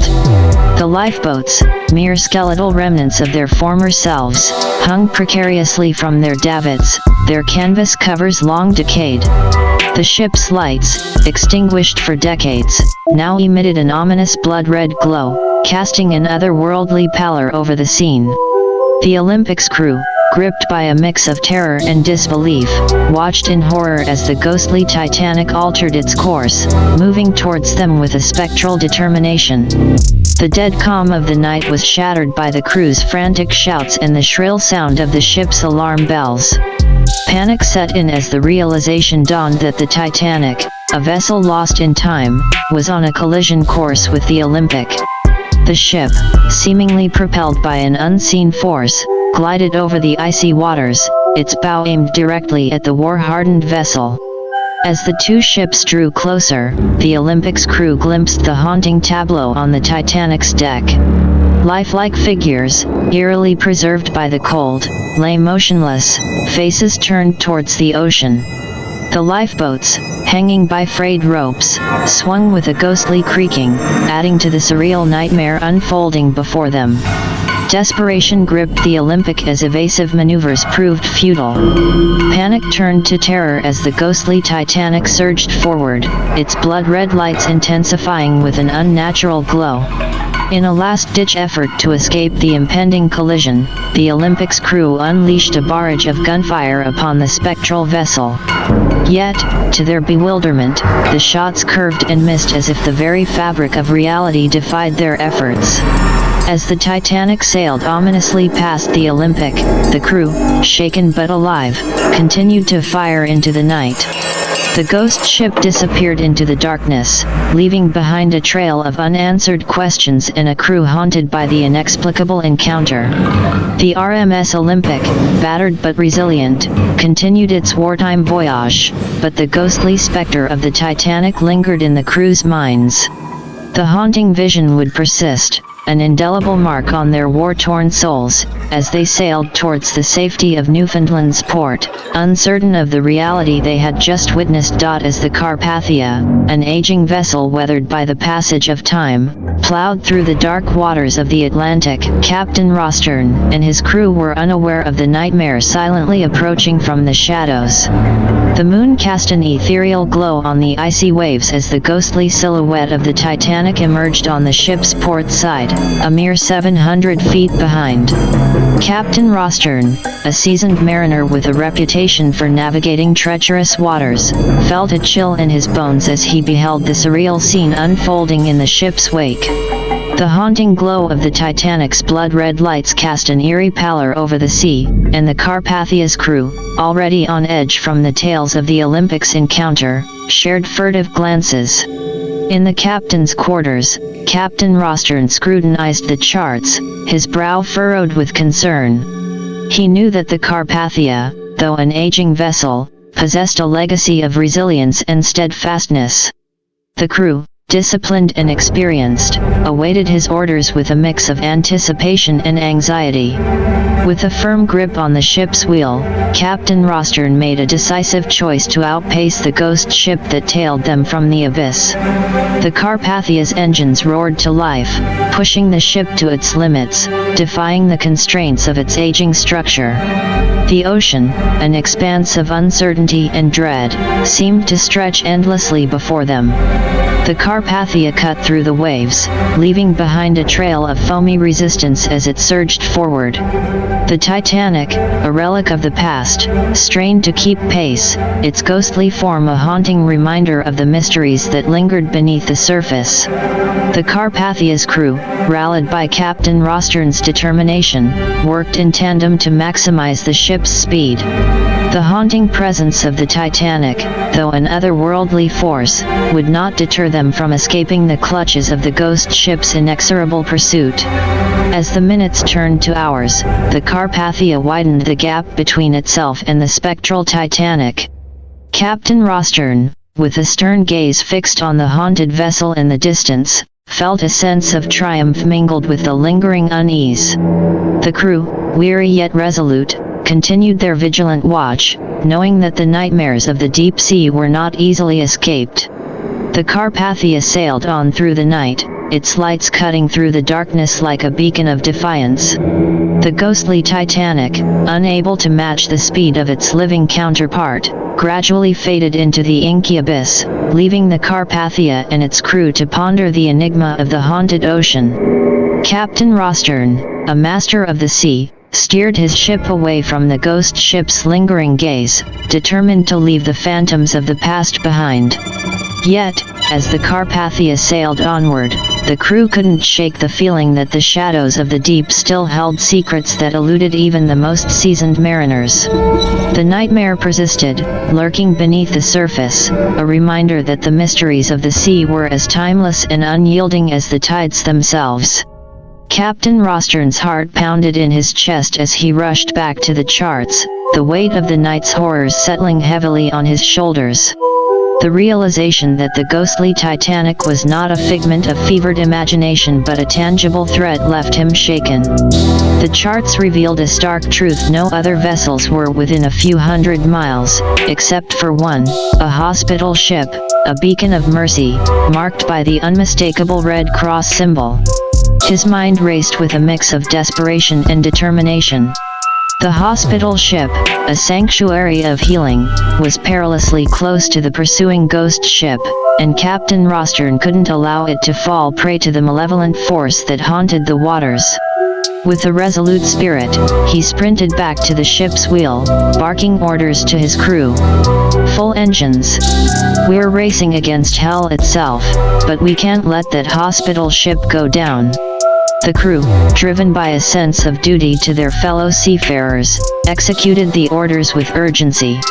As the Carpathia surged forward, cutting through the waves with a newfound intensity, Captain Rostern's mind grappled with the dire circumstances.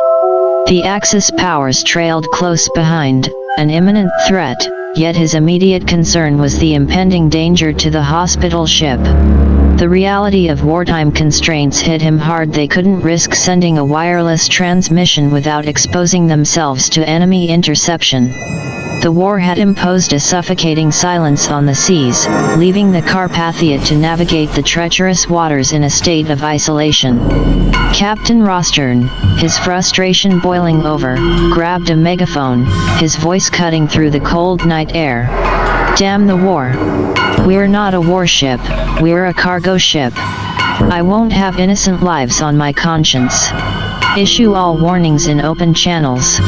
A ghost ship, the Titanic, is hunting all vessels in the area." The crew, spurred by their captain's impassioned plea, broadcast the warnings across the open channels. The message echoed across the desolate seas, a beacon of warning to any vessel within earshot. The hospital ship, its fate hanging in the balance, remained blissfully unaware of the spectral danger closing in. As the Carpathia pushed its engines to the brink, the crew grappled with the knowledge that their selfless act might expose them to the very real threat of enemy pursuit. The ghost ship, a relentless force from the past, pursued its inscrutable mission, drawing closer to the vulnerable hospital ship.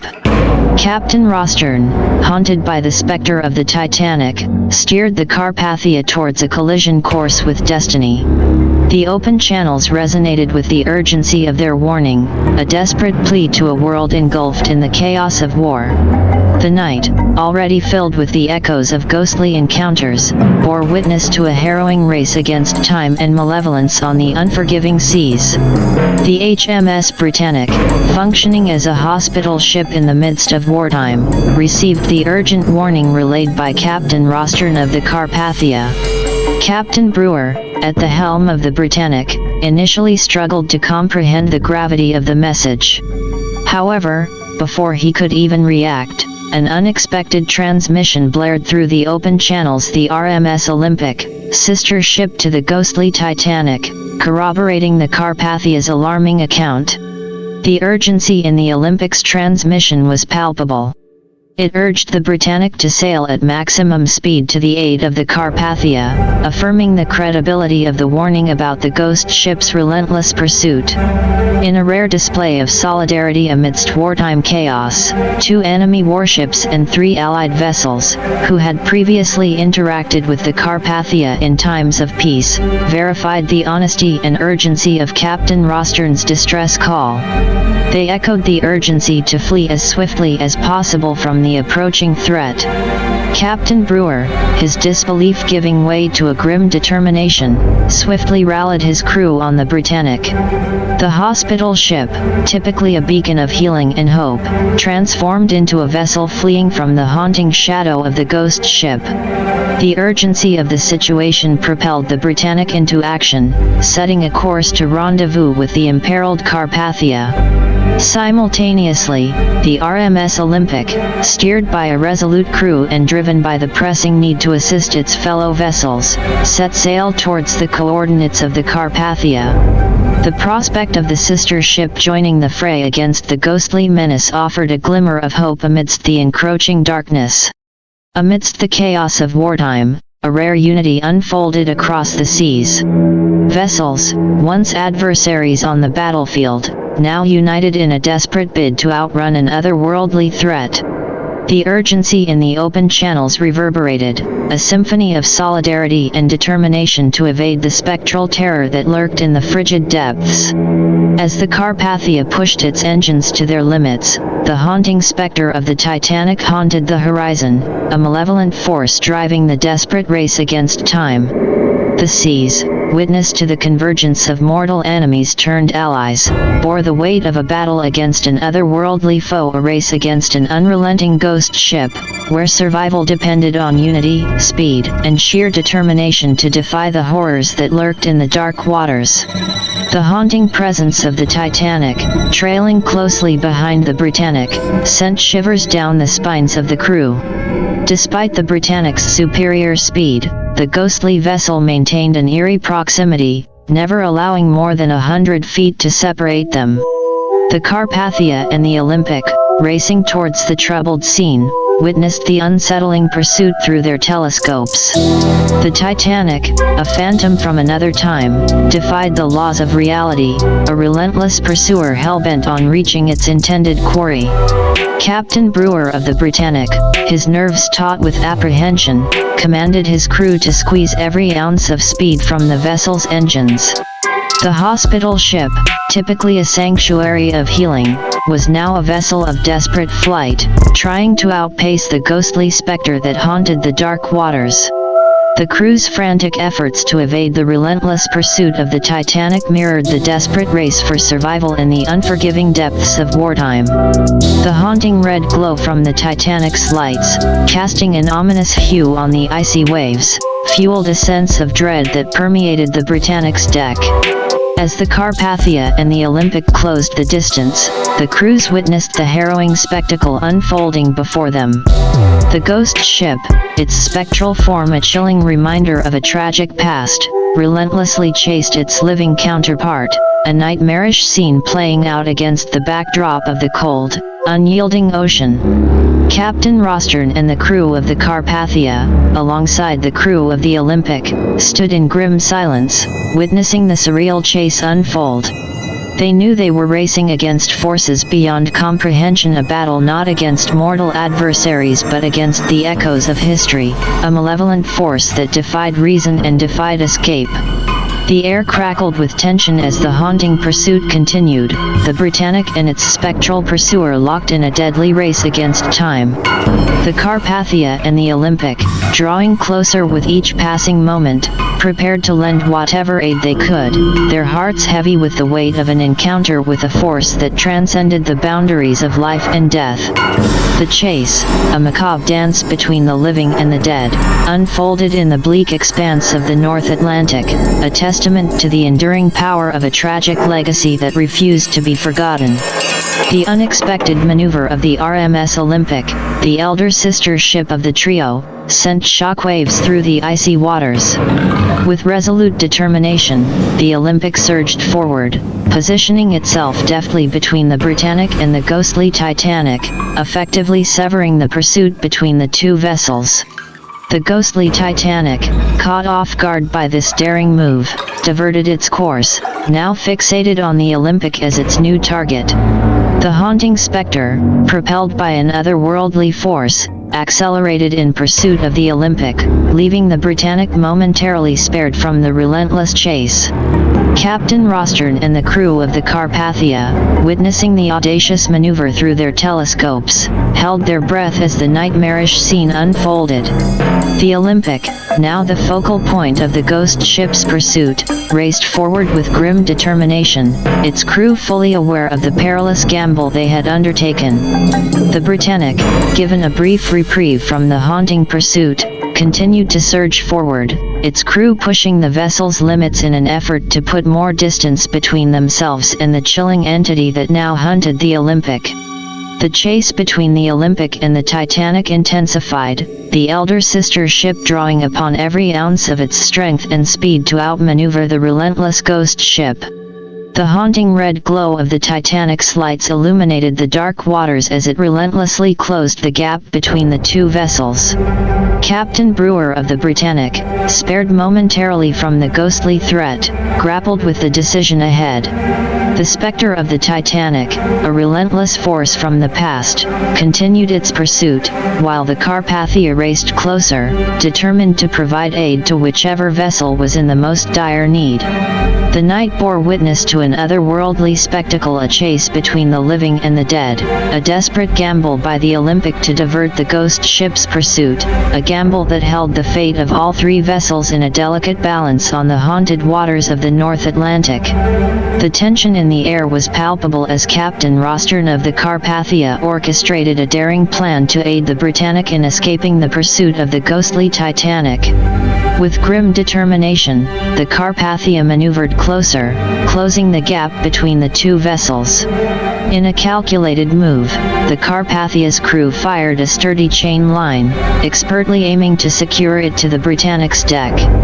The command echoed across the open waters, "Go full power. You're faster than us. Pull towards the ghost ship. We will cut the chain and ram them." The crew of the Britannic, gripped by the urgency of the moment, sprang into action. The powerful engines roared to life as the ship surged forward, aided by the force of the Carpathia pulling at the chain. The ghostly Titanic, in its relentless pursuit of the Olympic, found itself unwittingly on a collision course with the determined Britannic. Amidst the chaos, Captain Brewer on the Britannic shouted commands to his crew, coordinating the synchronized efforts with the Carpathia. The tension on both vessels was palpable as the haunting specter of the Titanic drew ever closer, its blood-red lights casting an ominous glow on the turbulent waters. As the Carpathia and the Britannic drew closer to their desperate collision course with the ghost ship, Captain Rostern relayed a premeditated message to the Olympic, instructing them to be prepared for their swift intervention. With a heavy heart and unwavering resolve, Captain Rostern made a difficult decision. He ordered the cutting of all lifeboats, sacrificing these essential vessels as makeshift floating objects for his crew to cling to in the frigid waters after the impending collision. The crew of the Carpathia, fully aware of the sacrifice made for the greater good, moved swiftly, severing the lifeboats from their davits. The sounds of chains being cut echoed through the night, a poignant reminder of the sacrifices made in the face of an otherworldly threat. The stage was set for a daring, high-stakes maneuver, the Britannic and the Carpathia hurtling towards the ghostly Titanic in a desperate bid to disrupt the relentless pursuit and save the newer vessels from the chilling fate that awaited them. The eerie silence of the night was shattered by the crescendo of engines and the impending clash of metal against the haunted vessel, a collision that would determine the fate of all those involved in this surreal encounter on the haunted seas. As the Britannic and the Carpathia executed their daring maneuver, the tension in the air was palpable. The severed tow line propelled the Carpathia forward, its engines roaring with added momentum from the powerful tug by the Britannic. The Carpathia surged forward at an astonishing speed of 30 knots, hurtling towards the ghostly Titanic with unwavering resolve. With precision and determination, the Carpathia's crew directed the vessel on a collision course with the ghost ship's port side. The haunting glow of the Titanic's lights illuminated the night as the specter of the past awaited the impending impact. The moment of collision was surreal, a clash of mortal vessel against spectral force, a collision that reverberated through the chilling depths of the North Atlantic. The Carpathia, a vessel of mercy turned instrument of sacrifice, rammed into the ghostly Titanic, its port side bearing the brunt of the forceful impact. The sound of metal meeting metal echoed through the night, a haunting testament to the clash between the living and the dead. The Carpathia's crew, in a display of bravery and sacrifice, bailed out from the stricken vessel, taking to the unforgiving waters with a resolve born of necessity. The Titanic, its spectral form now heavily damaged and limping through the water, bore the scars of the collision. The impact had slowed the ghost ship, its ethereal presence subdued by the force of the collision. Yet, despite the damage, the haunting vessel remained afloat, a grim testament to its enduring, otherworldly nature. Meanwhile, the Britannic, having been released from the slingshot motion, sailed away, distancing itself from the eerie scene. The sacrifice of the Carpathia, its heroic collision aimed to save the newer vessels from the relentless pursuit, left a void in the night, a sacrifice that would be forever etched in the annals of maritime history. The haunting encounter on the North Atlantic had reached a chilling crescendo, a collision of mortal will against a spectral force, a sacrifice that saved lives yet claimed a vessel in its wake. The night bore witness to a clash of worlds, leaving the waters shrouded in a haunting silence as the ghostly Titanic and the silent remnants of the Carpathia stood as stark reminders of a surreal encounter on the haunted seas. Amidst the aftermath of the harrowing collision, the RMS Olympic, having picked up the survivors from the Carpathia, pressed on through the frigid waters, its hull burdened by the weight of the rescued crew. The haunting specter of the Titanic, still engaged in a struggle with the Britannic, lingered on the horizon. However, as the Olympic sailed, the atmosphere changed. The distant sounds of artillery fire echoed across the desolate sea, capturing the attention of the bewildered crew. The haunting realization dawned as artillery shots, seemingly defying the silence of the night, struck the Titanic head-on. The source of the unexpected bombardment revealed itself: a German warship, its white flag raised in a gesture of non-hostility toward civilian vessels, fired upon the ghostly Titanic. The shots, though delivered with intent, seemed to have little effect on the spectral vessel, its ethereal nature defying the conventional impact of artillery fire. As the scene unfolded, a British warship emerged on the horizon, responding to the unexpected aggression from the German vessel. The two warships, adversaries in a different context, now shared a common cause: the intervention against the malevolent force that was the Titanic. The German and British warships engaged in a tense standoff, their artillery fire converging on the ghostly Titanic. The sea, a theater of surreal conflict, bore witness to an unlikely alliance formed by necessity, an alliance against a supernatural threat that transcended the boundaries of wartime allegiances. The Olympic, laden with survivors and slowed by the added weight, sailed towards the unfolding confrontation. The crew, caught between the remnants of the haunted encounter and the clash of warships, navigated the uncertain waters with caution. The surreal scene played out against the canvas of the North Atlantic. The ghostly Titanic, caught in a crossfire between former enemies turned uneasy allies. The haunting glow of the Titanic's lights flickered amidst the tumultuous exchange, a silent witness to a collision of forces that defied both the natural and the supernatural. As the German and British warships continued their barrage, the ghostly Titanic, battered yet defiant, persisted in its spectral existence. The night, already marred by the encounter with the unknown, now bore witness to a different kind of conflict, a struggle that transcended mortal boundaries and ventured into the realm of the inexplicable on the haunted seas. In the tumultuous theater of the North Atlantic, the ghostly Titanic, its spectral form a haunting reminder of a tragic past, made a desperate attempt to ram the German warship. The warship, swift in its evasion, narrowly dodged the menacing approach of the ghostly vessel, avoiding the potentially catastrophic collision. As the haunting Titanic's attempt faltered, a new contender entered the fray. The imposing silhouette of the USS Texas, BB-35, emerged on the horizon.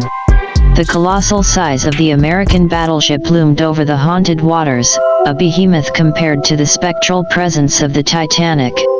With a chilling determination, the USS Texas set a course towards the ghostly Titanic, its mighty bulk aimed to intercept the spectral threat. The crew aboard the American battleship prepared for impact, knowing the gravity of their imminent collision with the otherworldly entity. The haunting scene unfolded. The USS Texas, a symbol of American naval prowess, sailed at full speed, its massive size and unparalleled strength aimed to confront the ghostly Titanic. The collision between the mortal vessel and the spectral threat seemed inevitable, a clash of dimensions and forces beyond the realm of understanding. With a deafening roar and a monumental clash, the USS Texas collided head-on with the ghostly Titanic. The impact reverberated through the frigid waters, a collision that defied the laws of the natural world. The haunting vessel, faced with the overwhelming force of the American battleship, began to falter, its spectral form unable to withstand the brute strength of the USS Texas. Amidst the clash, the ghostly Titanic, its ethereal presence fading, succumbed to the immense power of the USS Texas. The American battleship, a symbol of mortal might, plowed through the spectral vessel, sending it cascading into the unforgiving depths of the ocean. The haunting specter of the Titanic, once a relentless force from the past, dissolved into the cold waters, its ethereal presence vanishing beneath the surface. The USS Texas, having confronted the inexplicable threat, stood as a sentinel on the haunted seas, a testament to mortal strength triumphing over the supernatural. The night, once shrouded in haunting uncertainty, bore witness to a surreal confrontation, a clash between the spectral and the mortal, a battle that ended with the vanquishing of a ghostly force by the sheer power of a battleship that sailed in defiance of the unknown on the haunted waters of the North Atlantic. As the USS Texas bore down upon the ghostly Titanic with unstoppable force, the haunting vessel began to crumble under the weight of the collision. The spectral entity, unable to withstand the sheer power of the battleship, started to fracture and splinter into two distinct halves. A deafening roar echoed through the frigid waters as the ghostly Titanic, a relic of tragedy and the supernatural, succumbed to the relentless might of the USS Texas. The spectral vessel, unable to maintain its ethereal form, disintegrated into two fractured parts, its spectral remnants dissipating into the unfathomable depths below. The haunting glow of the Titanic's lights flickered and faded, marking the end of its spectral existence. The waters, once haunted by its presence, now bore only remnants of the supernatural encounter, a fading memory of a ghostly force that had plagued the North Atlantic. The USS Texas, having emerged victorious from the surreal confrontation, stood as a testament to mortal strength and resilience against the inexplicable. The night, once shrouded in haunting uncertainty, now settled into an eerie calm, the remnants of the spectral Titanic lost to the depths, its legacy finally put to rest. The ocean, its depths concealing the mysteries of the past, swallowed the fractured remnants of the Titanic, leaving behind only whispers of a haunted encounter that would linger in the memories of those who bore witness to the otherworldly clash on the haunted seas. As the tense confrontation drew to a close, the German warship, having escaped the haunting encounter, slipped away into the darkness of the night. Amidst the fading echoes of the spectral clash, a final transmission crackled through the airwaves, a message tinged with a poignant sense of temporary unity in the face of the inexplicable. I just hate old sea stories, we are still enemies, but tonight we may live in peace, until tomorrow. Till then. The cryptic message, delivered by the retreating German vessel, hung in the air, a testament to the surreal nature of the encounter that had unfolded on the haunted waters. It carried with it a semblance of camaraderie born out of a shared confrontation against a force that transcended mortal boundaries, a fleeting moment of unity amidst the backdrop of a relentless conflict. As the night settled in, the seas returned to an eerie calm, the remnants of the spectral clash dissipating into the darkness. The echoes of the haunting encounter lingered, leaving behind a surreal memory of an alliance forged by necessity in the face of the inexplicable, a momentary ceasefire in the ever-rolling waves of enmity. The American battleship, the USS Texas, stood as a lone sentinel on the haunted seas, its mighty presence a testament to mortal strength prevailing over the supernatural. The night, once engulfed in spectral uncertainty, settled into an uneasy calm, with the memory of the otherworldly clash fading into the annals of the North Atlantic's haunted history. With the haunting ordeal now behind them, the British and American ships, solemn guardians of the haunted seas, escorted the survivors to the safety of port. The crew members, bearing witness to the inexplicable clash and the vanquishing of the ghostly Titanic, held the surreal encounter close to their hearts, swearing an unspoken oath to keep the tale confined to the depths of the ocean, a sea story never to escape their lips. As the vessels sailed towards the safety of the port, the survivors, still reeling from the chilling encounter, found solace in the comforting lights that lined the harbor.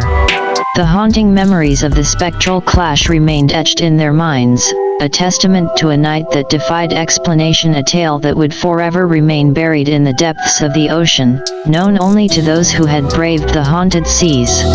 The British and American crews, united by a shared encounter that transcended the boundaries of their differences, maintained a vow of silence, ensuring that the surreal events on the North Atlantic never saw the light of day beyond the confines of their own memories.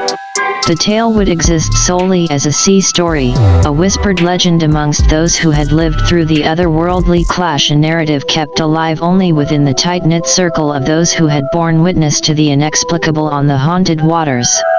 And so, the vessels sailed silently into the safety of port, carrying with them the weight of a night shrouded in mystery and the unspoken pact to keep the spectral encounter buried in the depths of their collective memory, a sea story never to be recounted, destined to fade into the annals of the ocean's enigmatic lore, known only to those who had shared in the surreal encounter on the haunted seas.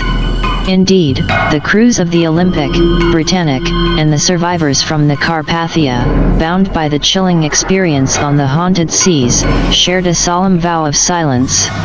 They understood the weight of the inexplicable encounter and the importance of keeping it shrouded in secrecy, forever locked within the confines of their memories. As the vessels safely reached port, the crews dispersed, carrying with them the remnants of a nightmarish encounter that defied logic and reason. They solemnly agreed that the haunting clash of mortal and spectral forces would remain a forbidden tale, never to be spoken of beyond the hushed whispers among those who had shared in the surreal ordeal. Each crew member, haunted by the memory of the supernatural confrontation, held true to the pact of silence, understanding the danger of letting such an otherworldly tale reach the ears of the wider world. They dispersed to their lives, carrying the weight of the untold story, a pact woven into the fabric of their shared experience, an agreement to keep the surreal events on the haunted seas buried in the depths of their collective consciousness. The tale would forever reside as a sea story, a whispered legend amongst the select few who had navigated the haunted waters. Bound by an unspoken bond forged through a night of chilling uncertainty, they safeguarded the secret, ensuring that the inexplicable clash of the Titanic and the spectral forces remained confined to the whispers of those who had lived through the otherworldly encounter, a vow of silence that would endure through time, keeping the haunting events forever locked away from the prying ears of the world. In the tranquil depths of the ocean, where the haunting Titanic met its final resting place, a brief flicker of crimson light pierced through the dark, echoing the ghostly vessel's spectral legacy. The haunting glow, a symbol of the Titanic's enduring presence in the depths, lingered for a fleeting moment, casting an eerie hue in the underwater expanse. As if bidding farewell to the world above, the blood-red lights of the Titanic shimmered for a few seconds, a spectral reminiscence of its past existence. Then, in a solemn conclusion, the lights dimmed and faded, extinguishing for the last time, signaling the end of the ghostly vessel's spectral presence. The ocean floor, a silent witness to history's mysteries, enveloped the remnants of the Titanic, shrouding the haunting vessel in a peaceful embrace. The once grand ship, now a relic of tragedy and spectral lore, found its eternal sanctuary in the quietude of the depths, its legacy forever intertwined with the secrets of the ocean's abyss. The blood-red lights, once a haunting reminder of the Titanic's presence, dissolved into the eternal darkness of the ocean floor, marking the conclusion of its spectral existence. The ocean, a vast and enigmatic realm, embraced the remnants of the Titanic, leaving behind only whispers of its haunting tale, a story forever submerged in the depths, known only to the silent depths of the sea.